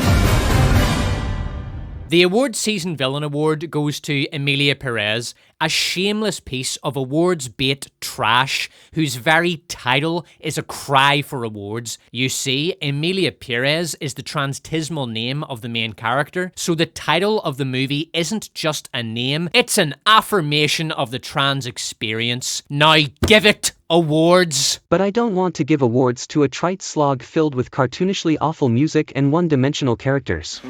Well, you fucking will do now, slag. Emilia Perez is about a former mass-murdering cartel boss who got his dick chopped off and wears a dress now, which absolves him of his crimes because she's a trans woman now, and when a trans woman commits mass murder and various other crimes against humanity... That means that it is not illegal. Right. But crime... I said right. The movie features American actors speaking dismal Spanish and doing awful impersonations of Mexicans. Emilia Perez presents itself as a paragon of progressivist cinema while at the same time engaging in extreme cultural chauvinism by presenting a stereotyped caricature of Mexican culture performed by an all-American cast. No one had even heard of Emilia Perez prior to its win for Best Musical or Comedy at the Golden Globes. To be clear, Wicked did not win Best Musical.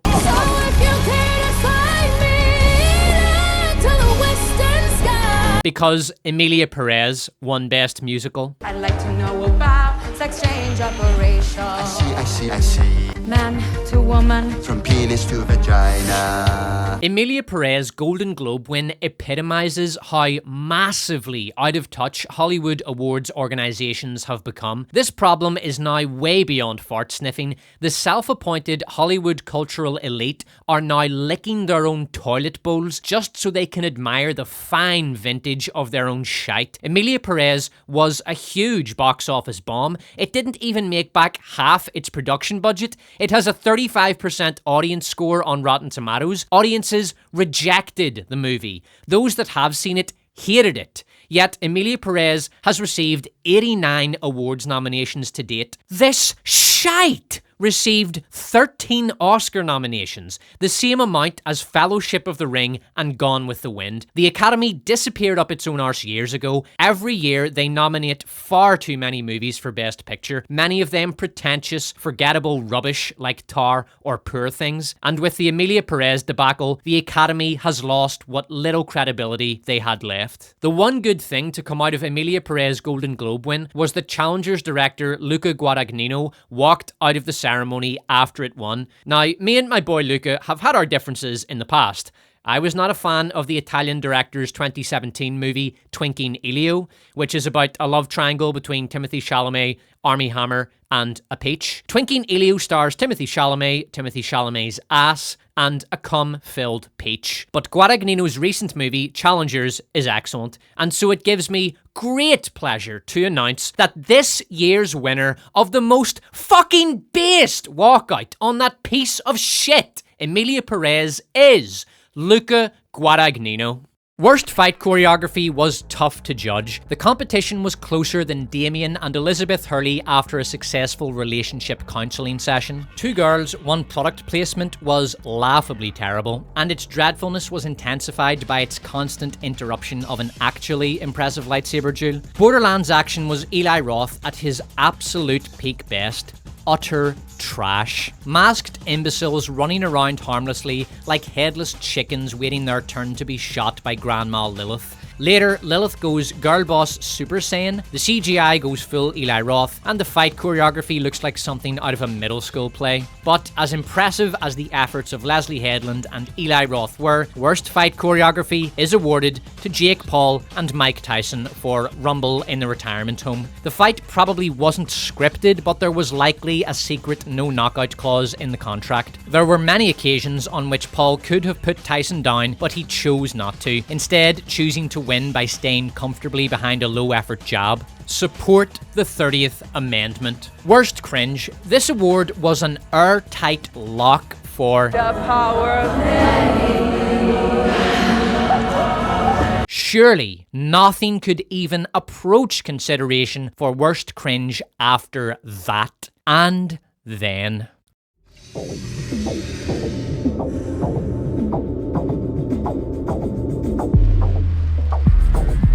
I'll be calling this now infamous Jaguar ad, Does AI Dream of Trans-Lesbian Chic? A repulsive, monotone landscape populated by androgynous, amorphous wisps dressed up like Teletubbies going to a funeral. The group in the ad remind me of the last survivors of humanity in I Have No Mouth and I Must Scream. These poor souls have spent 109 years being tortured by the supercomputer AM as they wander aimlessly across the torturescape, nightmared into existence by the destroyer of human civilization, the misery of over a century of suffering palpable from their expressions of total desolation. As tempting as it is to award worst cringe to both Jaguar and The Acolyte, as the Kurgan reminds us, there can be only one!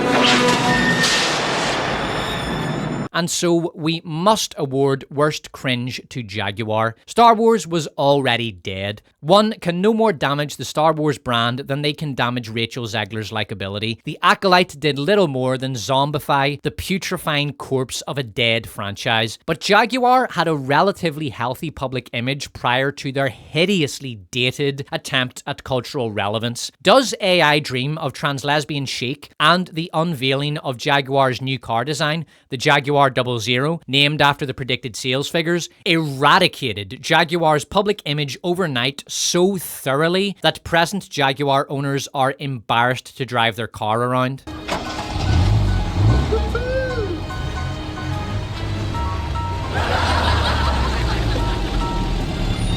How hot are we?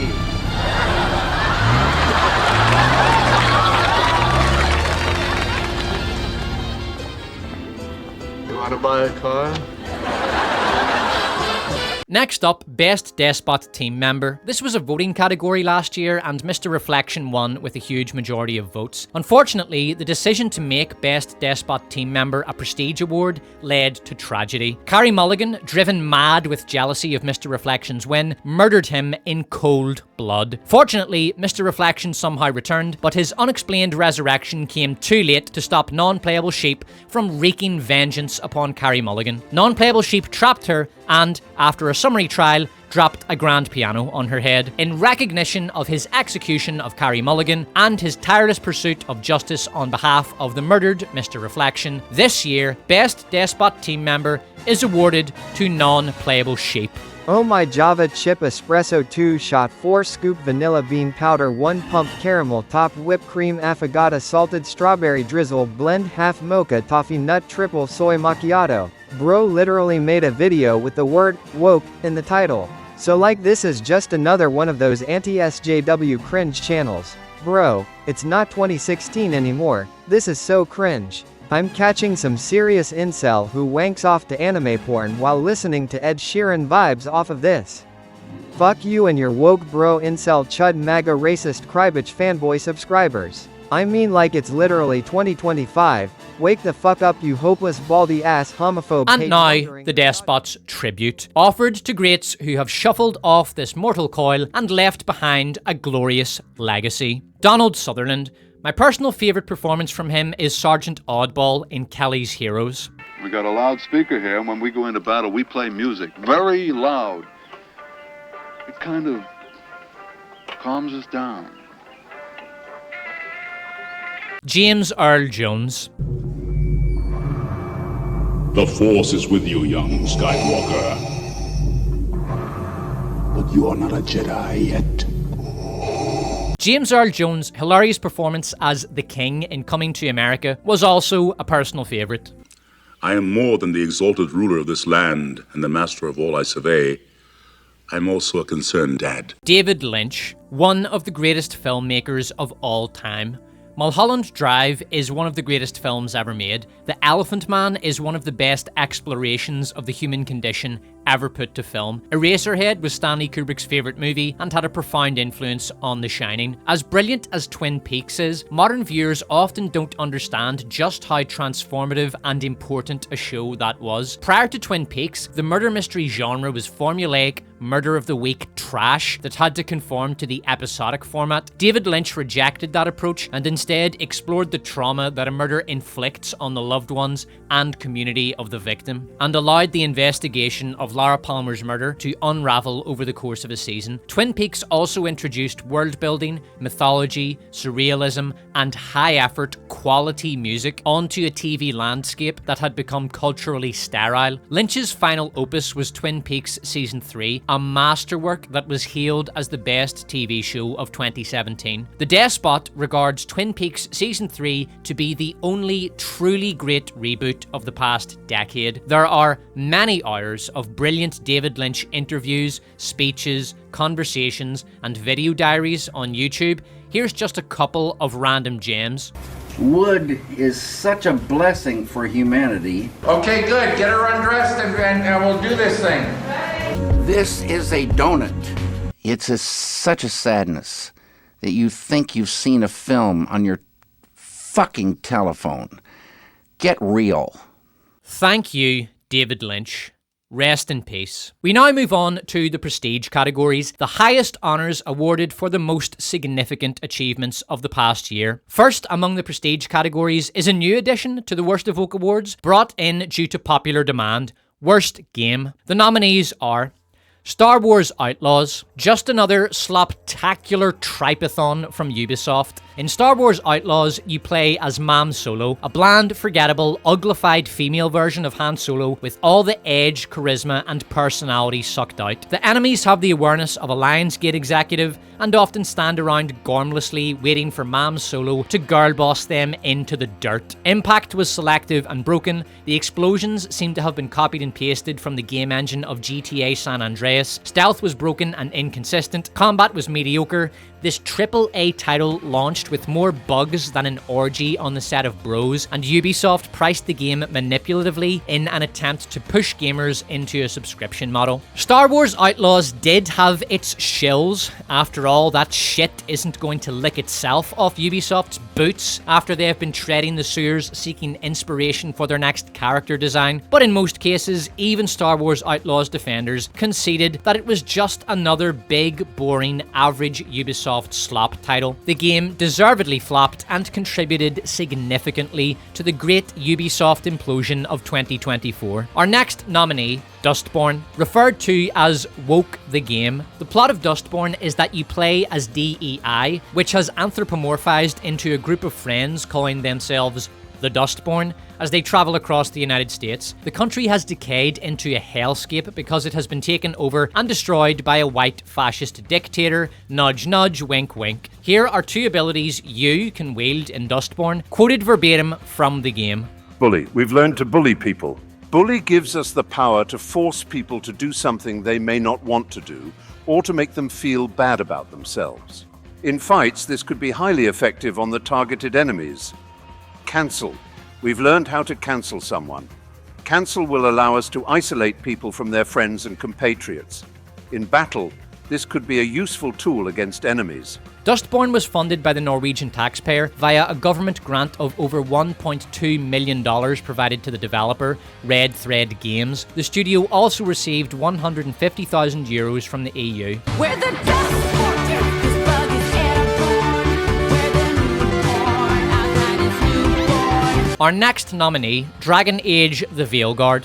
Oh, Tarsh isn't the first non-binary member of the Lords. Really? It was a little before your time, but Horlicks was one of ours. Huh. Bastard looked better than I did in a dress or pants. And out of them too. Our final nominee, Concord, a $400 million Overwatch clone that arrived at least 5 years too late and featured the worst character designs ever to make it into a AAA game. The dated hero shooter hit a player peak of 697 on Steam. This AAA $400 million title was available for 12 days before Sony pulled the plug on server support and refunded all purchases. Concord was developed in an atmosphere of toxic positivity in which no criticism of any aspect of the game was tolerated throughout the 8 years of development. One of Concord's lead developers demanded that everyone on staff address her as Professor, despite having no qualification to justify this epithet. The Professor pushed extreme far-left political views and demanded that unvaccinated colleagues and unmasked colleagues be fired. When the pox-ridden Naked Emperor did finally march proudly out of Firewalk's studio and into the marketplace, it was mocked, memed, and laughed into oblivion! The winner of Worst Game is...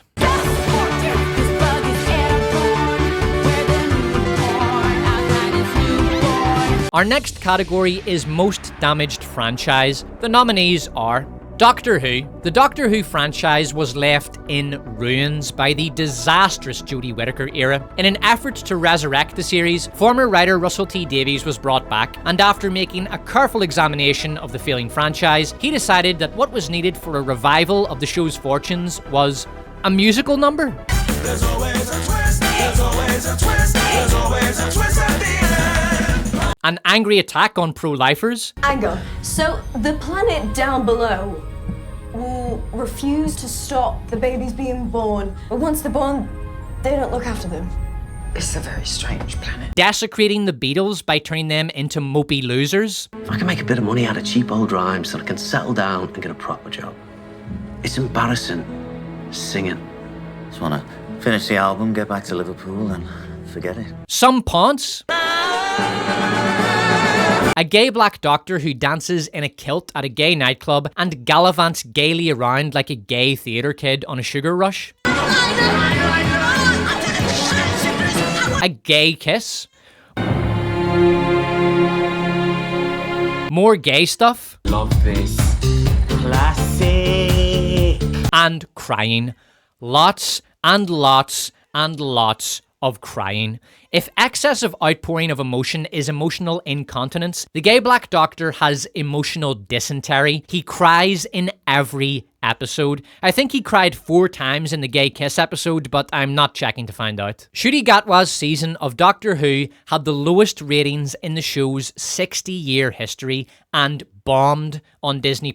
It has a Metacritic rating of 2.7 out of 10 and a Rotten Tomatoes audience score of 29% and a critic score of 94%. Our next nominee, Star Wars. This carcass of a franchise was already a creatively bankrupt money pit by the time The Acolyte was released. The legacy fanbase were gone, and no one outside of Kathleen Kennedy's bubble thought there was any hope for the franchise. The only thing left to lose was establishment support, and yet Leslie Headland somehow made Star Wars worse. Following the Acolyte disaster, even the mainstream press could no longer pretend to like Disney Star Wars anymore. They threw Disney Lucasfilm and Kathleen Kennedy under the sandcrawler. In October 2024, The Hollywood Reporter ran an article titled with the rhetorical question, "Is Disney bad at Star Wars?" And in December, The Hollywood Reporter published the following in their article, Hollywood's Biggest Winners and Losers of 2024. Another Star Wars film pushed. Another Star Wars trilogy announced. Does anybody think these announcements are real and not a money laundering scheme? Another Star Wars series that flopped. How many times can Disney blame its audience for not liking what it makes? Part of the blowback against Lucasfilm boss Kathleen Kennedy is just people being jealous. Who doesn't want to be able to have projects repeatedly stumble and still keep one of Hollywood's top jobs? The rest of us can only dream of failing so successfully. The Acolyte was the culmination of everything Kathleen Kennedy's Star Wars stands for. Deconstructing old Star Wars while simultaneously plagiarizing it. Empty story worlds filled with equally empty female leads. DEI, political propagandization, cringe, gay, broken, and really fucking boring.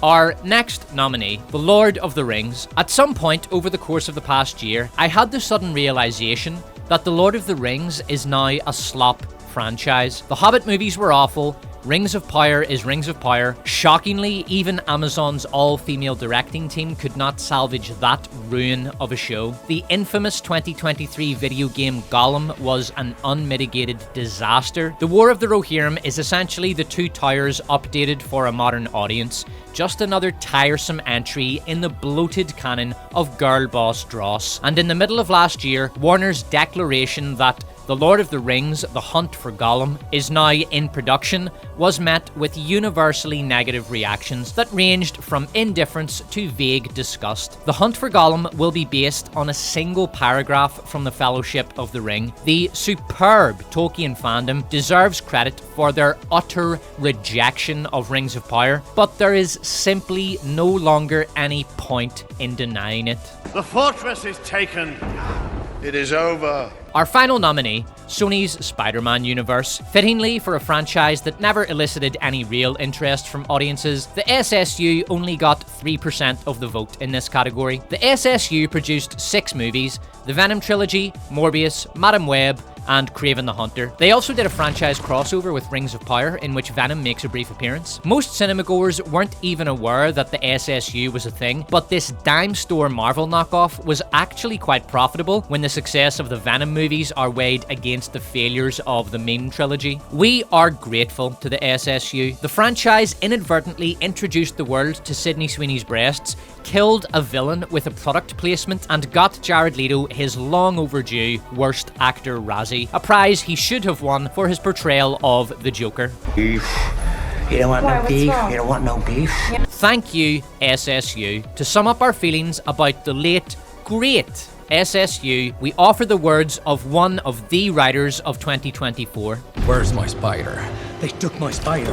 The winner of Most Damaged Franchise is Star Wars. Congratulations, Kathleen Kennedy, on your 9th Worst of Woke award. The rest of us can only dream of failing so successfully. We next move on to Worst Character. The nominees are From Star Wars Outlaws, Mam Solo. If Ubisoft had even the slightest interest in giving gamers what they want, they would have created an open-world bounty hunter game with a character creator. If Ubisoft had done this, of the millions of gamers who would have played it, not one would have created a character resembling Mam Solo, nor would any of the gamers have chosen Matt Damon from Team America World Police as the template for their character design. But Ubisoft don't care what gamers want. Gamers, in the new AAA Star Wars game, you will play as Mam Solo, a flat-chested mannish Han Solo knockoff with a face like an inbred hick overdosing on testosterone. But I don't like flat-chested mannish Han Solo knockoffs with a face like an inbred hick overdosing on testosterone.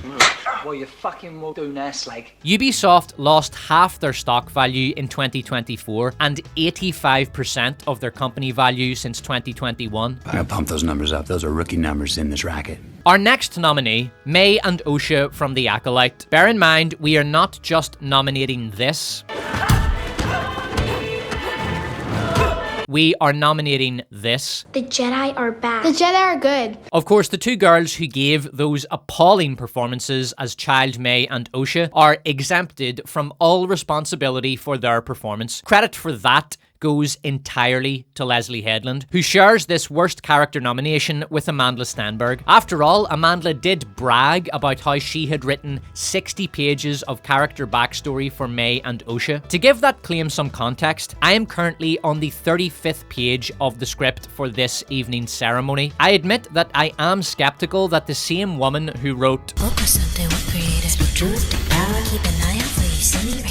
also wrote a 60-page character backstory, but perhaps she had some assistance from the screenwriter of Tomb Raider: The Legend of Lara Croft, who also wrote the lyrics for Mufasa, ChatGPT. Apart from being woefully portrayed, May and Osha constantly change motivation as and when the script requires them to do so. Osha is a completely passive character who gets moved around the plot by being constantly knocked out and woken up again. The only impactful decision she makes is to murder Master Saul, a decision which has no impact on the story because it comes at the end of the final episode. Our next nominee, Gay Black Doctor Who. Another shared nomination, this time between Ncuti Gatwa and Russell T Davies. Gatwa's hypercamp, emotional dysentery, and constant overacting was so unendurably awful that it formed an integral part of this monstrosity paraded around on screen to the few viewers able to endure him for more than 5 minutes. Our next nominee, Hera from War of the Rohirrim. At no point in War of the Rohirrim does Hera ever lend a hand to a suffering civilian or act in the best interests of her people or the kingdom. She is a vainglorious adrenaline junkie who endlessly proclaims her concern for the people while never once demonstrating this concern in a personal act of kindness. She places her own selfish desire to remain single ahead of the extensive benefits for her kingdom, dynasty, and people that would come from an astute political marriage. After girl-bossing generic villain to death, she should fulfill her duty to her people by taking the throne, marrying, and rebuilding her father's dynasty. Instead, she fobs the kingdom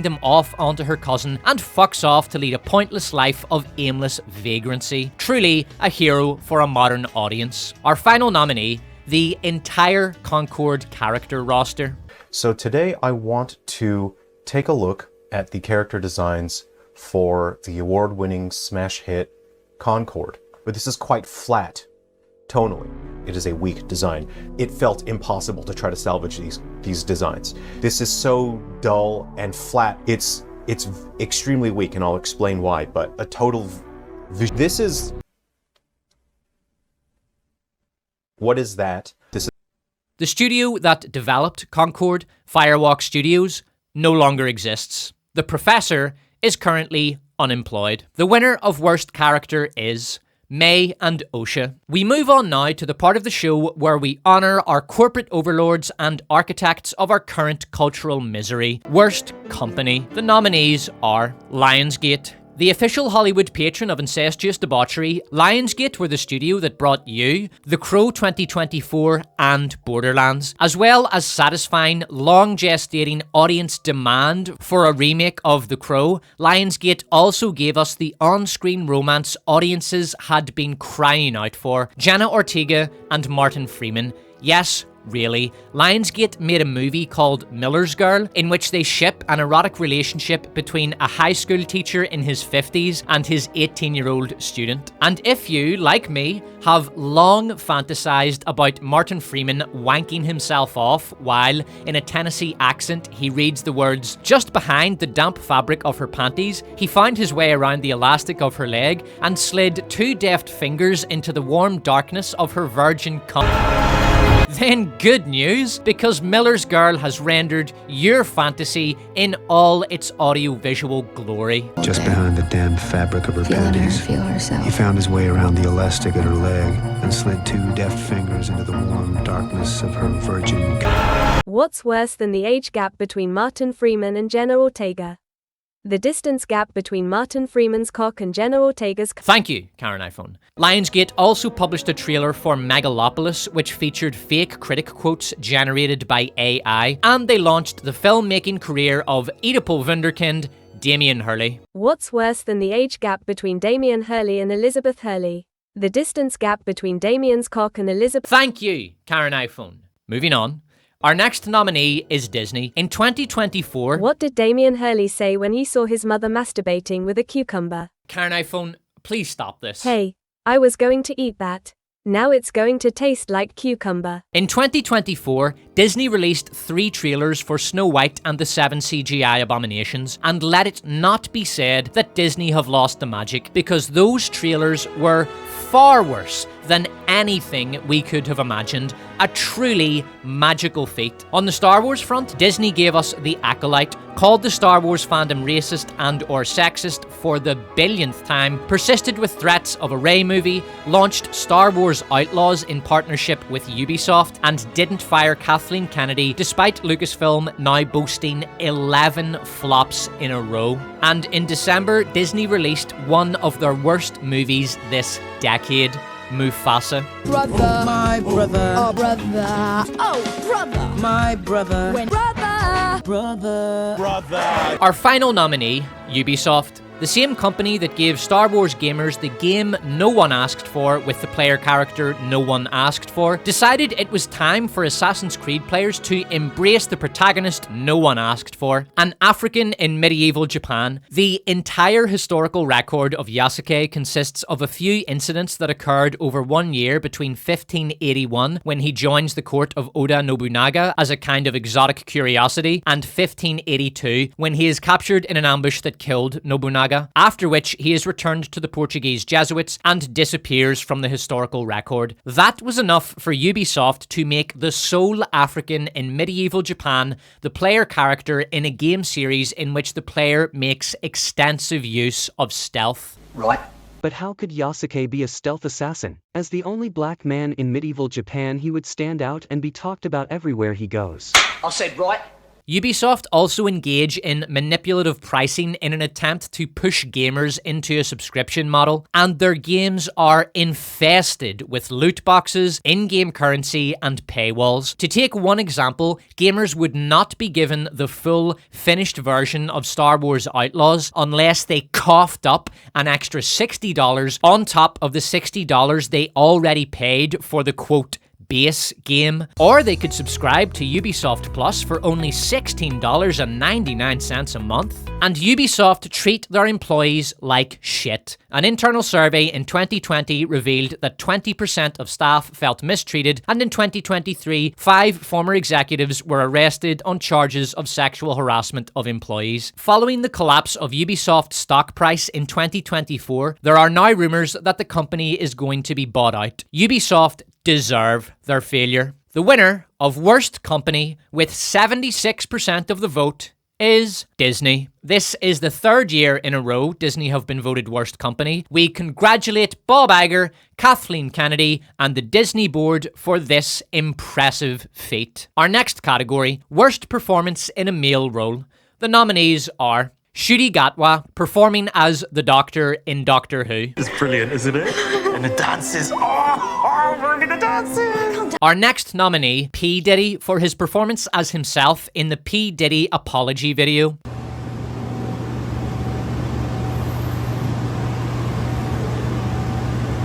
I'm so sorry.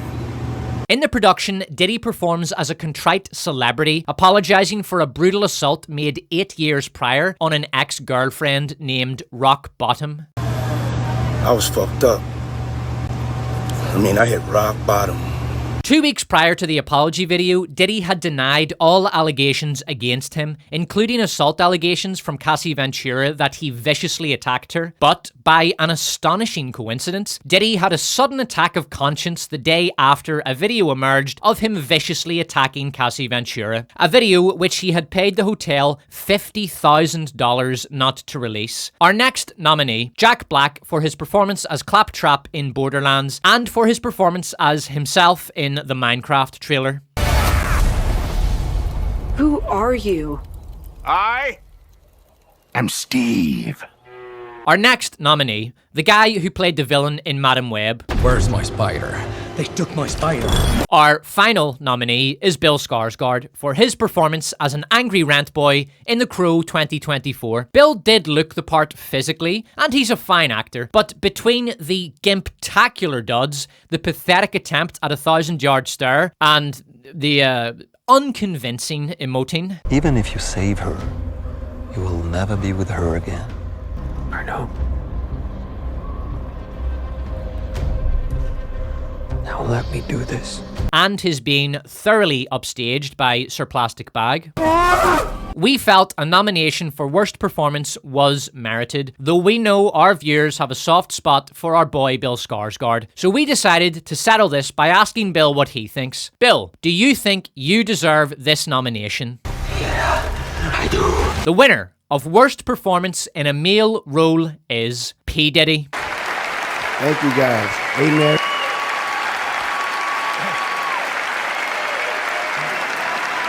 Good evening, everybody.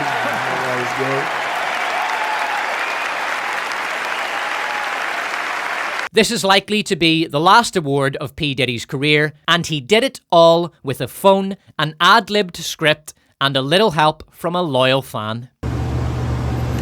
Had to ask God for his mercy and grace. Fade up music.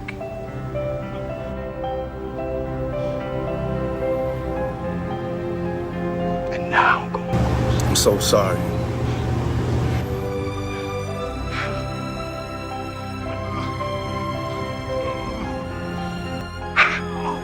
Yes!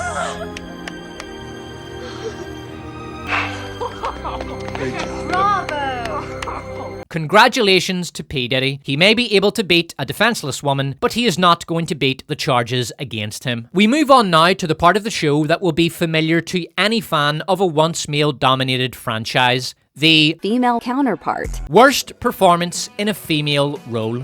The nominees are Cate Blanchett for her performance as Lilith in Borderlands. Blanchett clearly had no idea who she was supposed to be playing, and she couldn't be bothered doing any research. So she half-assed an attempt at the world-weary stoic warrior archetype with an unhealthy dash of girlboss cliche tossed into the mix. A deplorable showing from an actress whose interest in the role ended at the edge of her paycheck, and who knew the movie she was in was absolute trash. Our next nominee, Amandla Stenberg, for her performance as May and Osha in The Acolyte, and for her performance as a rapper in Discourse, though she did at least present a far greater range of emotions in Discourse than she did in The Acolyte. You lie! Our next nominee, Lady Gaga, for her performance as Lee Quinzel in Joker Folie à Deux. Her acting in Joker 2 was a forgettable slew of soft-boiled stock emotions that failed to cohere into anything identifiable as a character. Her musical performances, though, were god-awful.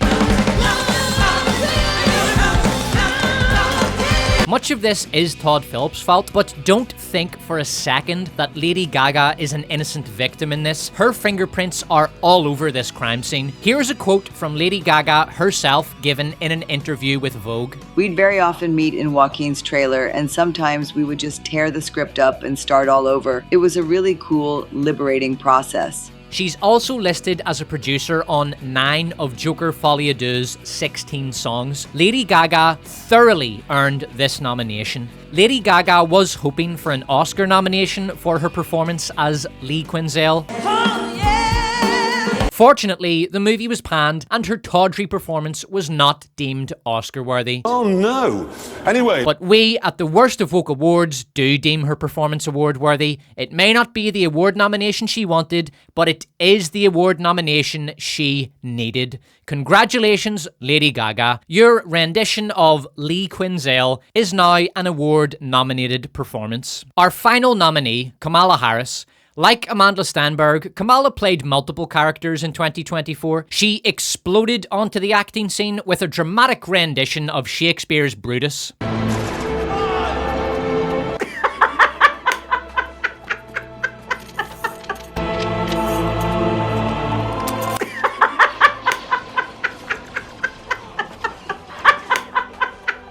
She also played a cheerleader. Let's get out the vote! Let's get out the vote! Let's get out the vote! Let's get out the vote! Let's get out the vote! Let's get out the vote! Let's win! A comedian. What's your favorite curse word? I can't say it. It starts with an M and it ends with A rather convincing performance as a drunken wine aunt giving advice to her heartbroken niece. Don't you ever let anybody take your power from you. You have the same power that you did before November 5th. And perhaps her most bizarre performance of the year, The Grinch. How dare we speak Merry Christmas? How dare we? A performance that, while spirited, paled in comparison to Jim Carrey's excellent rendition of the role. But unlike Amanda, Kamala did at least do different accents for her characters. I love you back. Hello to all my divine nine brothers and sisters. You better thank a union member. Let's just get through the next 64 days. We campaign with the plan. We feel that Kamala's performances were competent overall, but we must break with Worst of Woke Award tradition of objectivity toward the nominees by criticising her failure to show up on set for a particularly important role. So you won't hear from the Vice President tonight?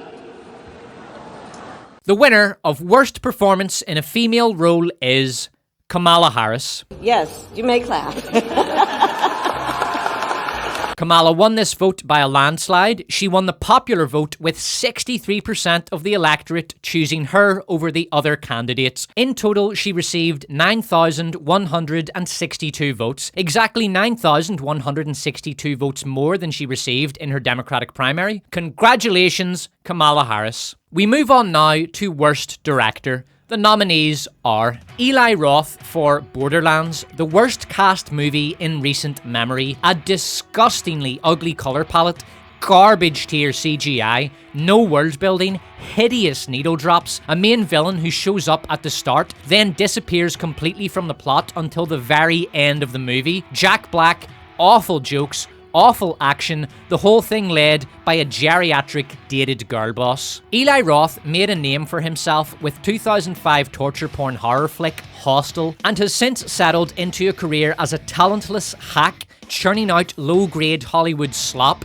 like 2018's Death Wish remake. He's one of the worst directors working today, and it's good to see him finally get some recognition for his work. Quentin Tarantino achieved one of the most remarkable feats in filmmaking history when he brought something good out of Eli Roth by casting him as the Burju in Inglourious Basterds. Our next nominee, Leslie Headland for The Acolyte.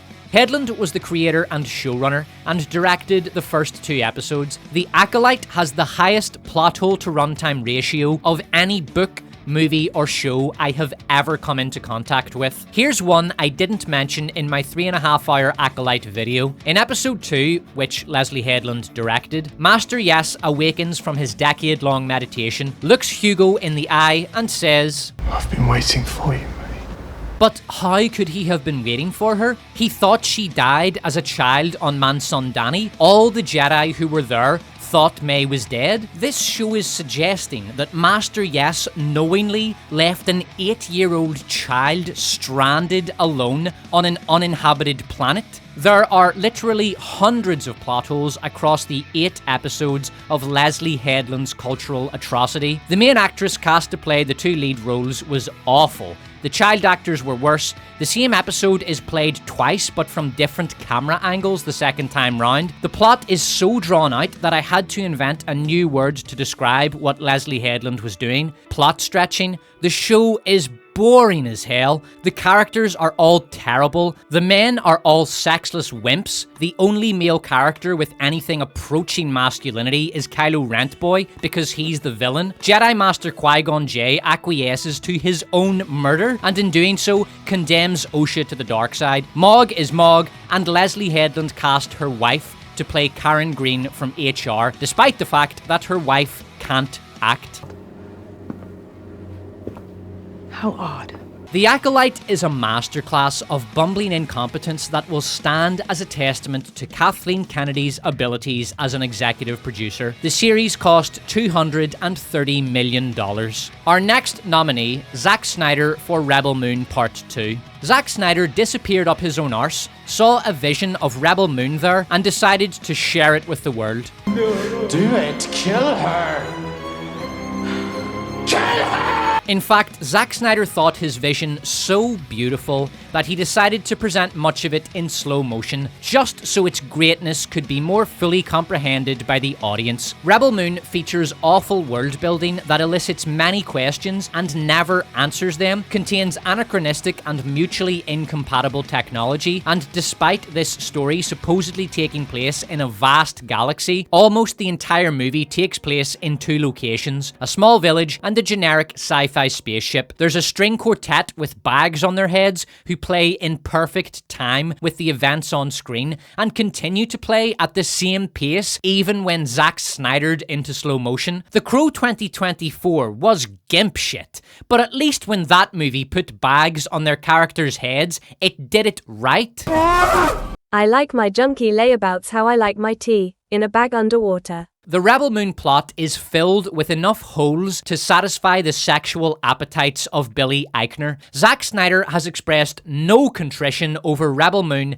at all. He proudly wears his ass on his face, and no one is expecting that he will recover any of his past greatness anytime soon. Our final nominee, Todd Phillips for Joker Folie à Deux. Todd Phillips' $200 million middle finger to Joker fans is a hodgepodge of movie genres that come together about as successfully as Arthur and Lady Gaga. Comic book, courtroom drama, musical, character study, and sequel are 5 movie genres that were never meant to be spoken in the same sentence. Joker 2 takes place almost entirely on 2 sets, a generic courtroom and the dingy, boring interior of Arkham, and yet somehow cost $200 million, and Warner were stupid enough to pay for it, including $20 million each for Todd Phillips and Joaquin Phoenix. The songs are boring, repetitive, and serve no function in the plot. 12 of the film's songs are about how Arthur and Lady Gaga are in love. The rest of the runtime is spent analysing Joker 1,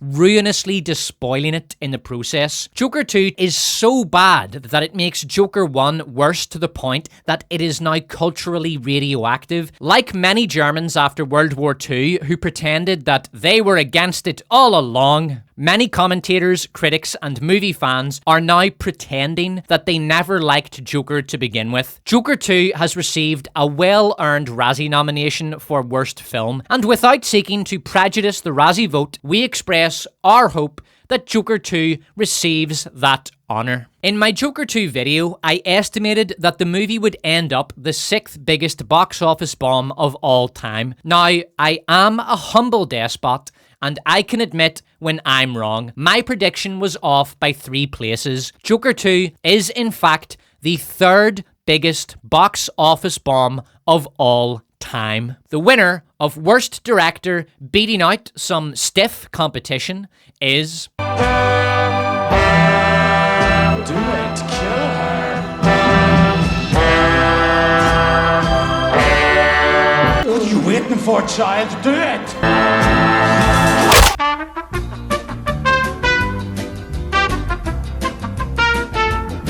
Congratulations, Leslie Headland. Our next category, Worst Writing. The nominees are: from the writing duo that brought you Morbius comes a movie about a man with a dubbed voice who tries to preemptively murder 3 high schoolers and a paramedic because he's afraid they're going to murder him first. It's not a dream. I'm gonna be murdered one day. Oh, wow, that's a buzzkill. He is also haunted by the terror that the girls are going to make off with his pet spider. Where's my spider? They took my spider. But his plans are foiled by the clairvoyant daughter of his former colleague who he was in the Amazon studying spiders with right before she died. His final end comes not at the hands of the girls, but at the P of a Pepsi sign which falls on him. That is a real movie you can watch. It's called Madam Web, and it is probably the greatest trashterpiece of the 20s so far. Here is a selection of the finest dialogue from Madam Web. How would you know if you could climb a wall if you've never tried? Hope the spiders were worth it, Mom. It was cardiac arrest. When your heart starts back up again, you're fine. When you take on the responsibility, great power will come. You saved my stepmother, then you were super awkward about it. Where's my spider? They took my spider. I'm gonna be murdered one day. And you know the best thing about the future? It hasn't happened yet. Our next nominee, The Acolyte. Someday those noble intentions you will... I could not be wankered expending another word of this script or wasting the energies of another neuron thinking about this toxic pile of manticore shit. So instead of wasting any more of your time on The Acolyte, we here present a far more important entry into the cultural canon of the West. Hey. Good little dude, hey. Hey, you got some personality. Good work, buddy, good work. Hey, good work. Hey, you're a smart kanga. Our next nominee, Rings of Power. Dear viewers, in the words of Rings of Power showrunners, the novel Tolkien never wrote. Because a room is like a songbird. May sound filling from afar, but up close it's an empty feast. No one can give you a name. It is yours already. It is who you are. And when you hear it spoken, you feel your heart glow. Well, if everybody calls you nobody, doesn't anybody call you somebody? Wizard's staff is like a name. It's yours to wield already, if you prove yourself worthy of it. Our next nominee, Argyle. If you were a big shot Hollywood executive and someone pitched you an idea for a subversive spy thriller spoof mystery led by a fat middle-aged actress long past her prime, would you invest $500 million in it? If you answered no, then you don't have what it takes to be an executive at Apple TV+. Argyle follows the story of Girlboss as she girlbosses her way through a series of set-piece genre tropes. They include a train fight, a secret lair where she is given her new mission, the part where she finds out her father is actually her long-lost brother Blofeld, author of all her pain. Her mother also betrays her because subversion. Then Girlboss goes to generic bad guy fortress in the middle of nowhere and ice skates around on spilled oil, wiping out a large squad of faceless multiplayer sims with the help of a machine gun and some truly appalling CGI. Then she fights Sam Rockwell because subversion, then she kisses Sam Rockwell because subversion, and at the end of this steaming reservoir of hot diarrhea, Apple issues the viewer with a threat. Argyle will return. Right. But I don't want Argyle to return. I said right. Yes, Apple seriously thought this utter ruin of a movie would be the first in a big new franchise. Apple spent $200 million to acquire the film rights to Argyle and gave it a $200 million production budget and $80 million marketing budget. They planned a trilogy that would consist of a prequel and a sequel, and the director Matthew Vaughn had plans to create an Argyle-verse. I'm not fucking kidding. They genuinely thought they could turn this wank into a knockoff MCU. Fortunately, Apple's villainous scheme to eradicate the spy genre met with the same fate as their plan to enslave humanity within the digital camp walls of Auschwitz. Argyle bombed. It made $96 million at the box office. Plans for additional films were cancelled. Our final nominee, Gladiator 2. Are you not entertained? The winner of Worst Writing is The Acolyte. Our penultimate category this evening is Worst Series. The nominees are Doctor Who, Daddy was so mean, Daddy was so tough. Velma Season 2, Hate walking. Hate the railway. But what would the 99% say? Rings of Power, I got that. The Acolyte,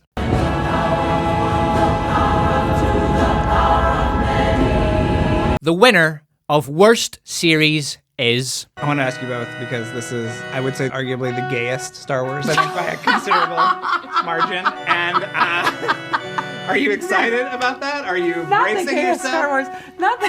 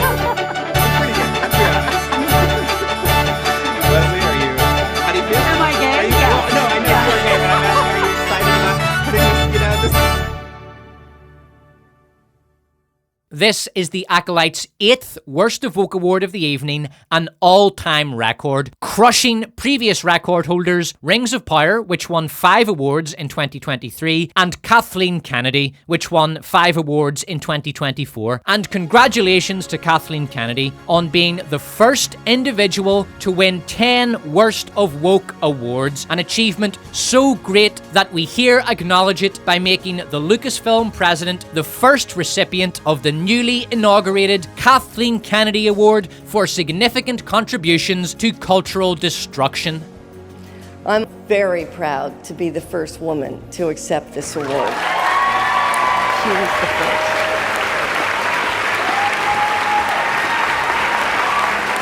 Congratulations, Kathleen Kennedy, on being the first person and, more importantly, the first woman to receive the Kathleen Kennedy Award. She was the first. Being a despot comes with its privileges, and I am indifferent enough to public opinion to admit that I am not above taking advantage of those privileges. As such, the Despot has been able to secure a very special guest to present the award for Worst Movie.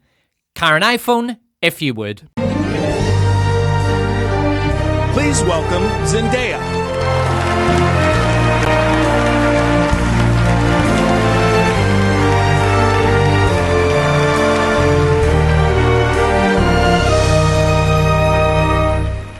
Earlier today, I watched a short video of a man tickling a baby kangaroo. That video is a vastly superior piece of audiovisual entertainment to 98% of the trash you Hollywood assholes excrete on an annual basis, and it didn't cost $480 million fucking dollars. You have destroyed cinema culture and called your own customers moral vermin for not applauding this destruction. The following list is not just the names of movies nominated for this award, it is an indictment against Hollywood. The nominees for Worst Movie are The Crow 2024, The Simp Who Became a Junkie, The Junkie Who Became a Corpse, The Corpse That Became a Gimp, Gladiator 2, the most expensive retirement home advertisement ever made, featuring a piss-poor imitation of Russell Crowe's Maximus battling sharks, CGI baboons, and a 72-year-old Denzel Washington, Mufasa. The male lions are freeloading patriarchs who lay around all day while the women do all the work. Scar is an incel. Mufasa is a male feminist who tells Scar to stop talking and listen to women. Mads Mikkelsen is the leader of a terrorist group called White Pride, a white supremacist organization that seeks to conquer all before them and find the fabled land of Lion Kingtopia so they can colonize it. The songs are atrocious, and Billy Eichner punctuates this catastrophe with his signature nails on chalkboard performance. Eichner plays the meerkat. There is no fucking way I am calling that thing Timon. Even by the pathetic standards of Disney, Mufasa is a complete failure. Emilia Perez. The movie that taught us that even sadistic mass-murdering psychopaths are only ever one castration away from moral absolution. Argyle, let's take James Bond, give him amnesia, make him a fat woman in her mid-40s, then spend $480 million to make it a franchise. What could possibly go wrong? Joker, fool, fuck that stupid title, Joker 2. A $200 million Kleenex for Todd Phillips to wank himself off into. A movie in which Lady Gaga turns her voice into a razor-wire dildo with which she skull-fucks the audience via their ear canals. And Joaquin Phoenix reminds us that coming first requires tremendous effort. Borderlands. To quote the punk from Terminator, what's wrong with this picture? Rebel Moon. Part 2. The Scargiver. A movie that features the slow-motion harvesting of grain. Megalopolis. Francis Ford Coppola's $120 million vanity project. Megalopolis features a scene in which Shia LaBeouf eats Aubrey Plaza's pussy while she exposites her plan to launch a hostile takeover of a bank. Truly a scene that will go down in history, no pun intended. Madame Web. A superhero movie with no superheroes from the Sony Spider-Man universe that doesn't feature Spider-Man. To quote the titular character, hope the spiders were worth it, Mom. Before I announce the winner of Worst Movie, I want to ponder what Hollywood has in store for us in 2025. My feelings are best summed up by another line from Madame Web. You know the best thing about the future? It hasn't happened yet.